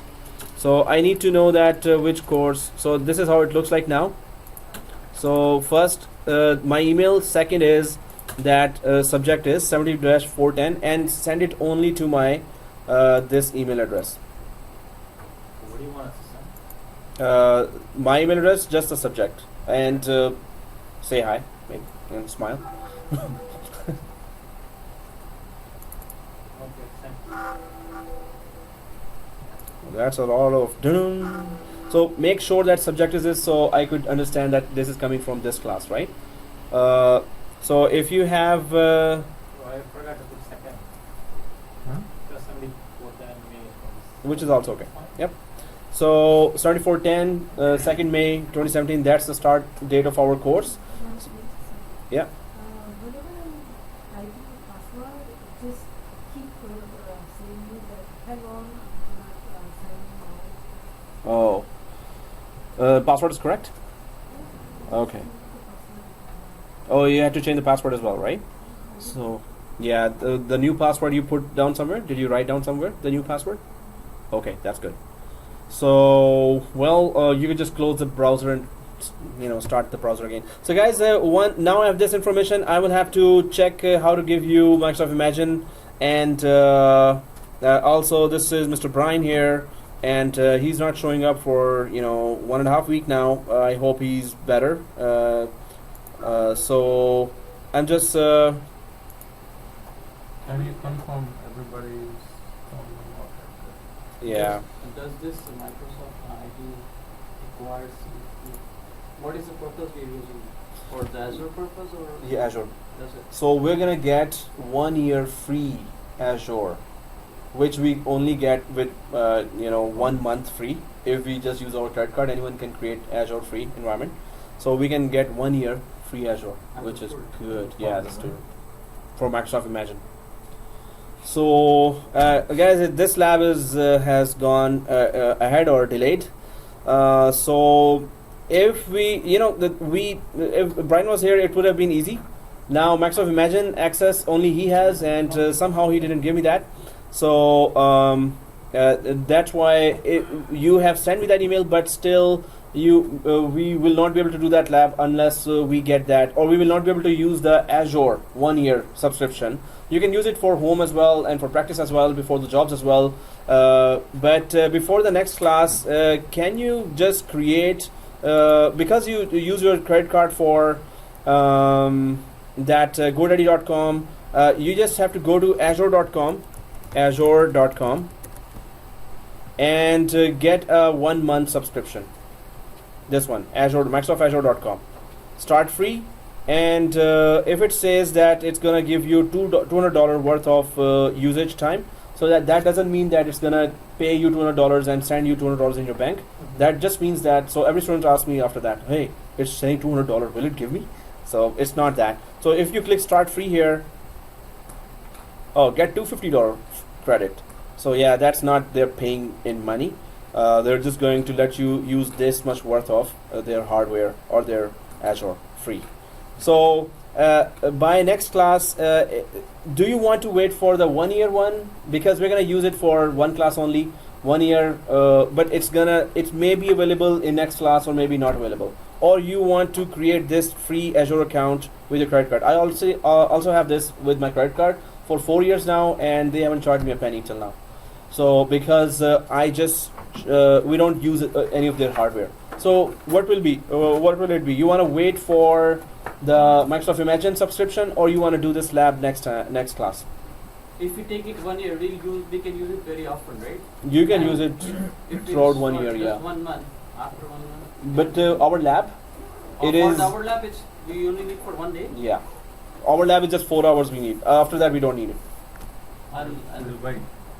So you want to wait for the 1 year one, or you can just go for this? What is the vote? I'll try to remember my password of my office space. Brian might check your email and he might create tonight. Microsoft Imagine. So no one has the Microsoft Imagine email, so and he's not feeling well. Anyway, we can delay that lab to the last of the days, right? So let's just then okay, it's time to leave. So TTL. So time to leave. Talk to you later. Talk to you. TTYL. Come on, man. TTL is time to leave. So, hey, that's not fair. We still have 10 minutes. No. We can do some lab in this time. The leader is going. So we Oh, it's not about me. I usually watch his videos. No.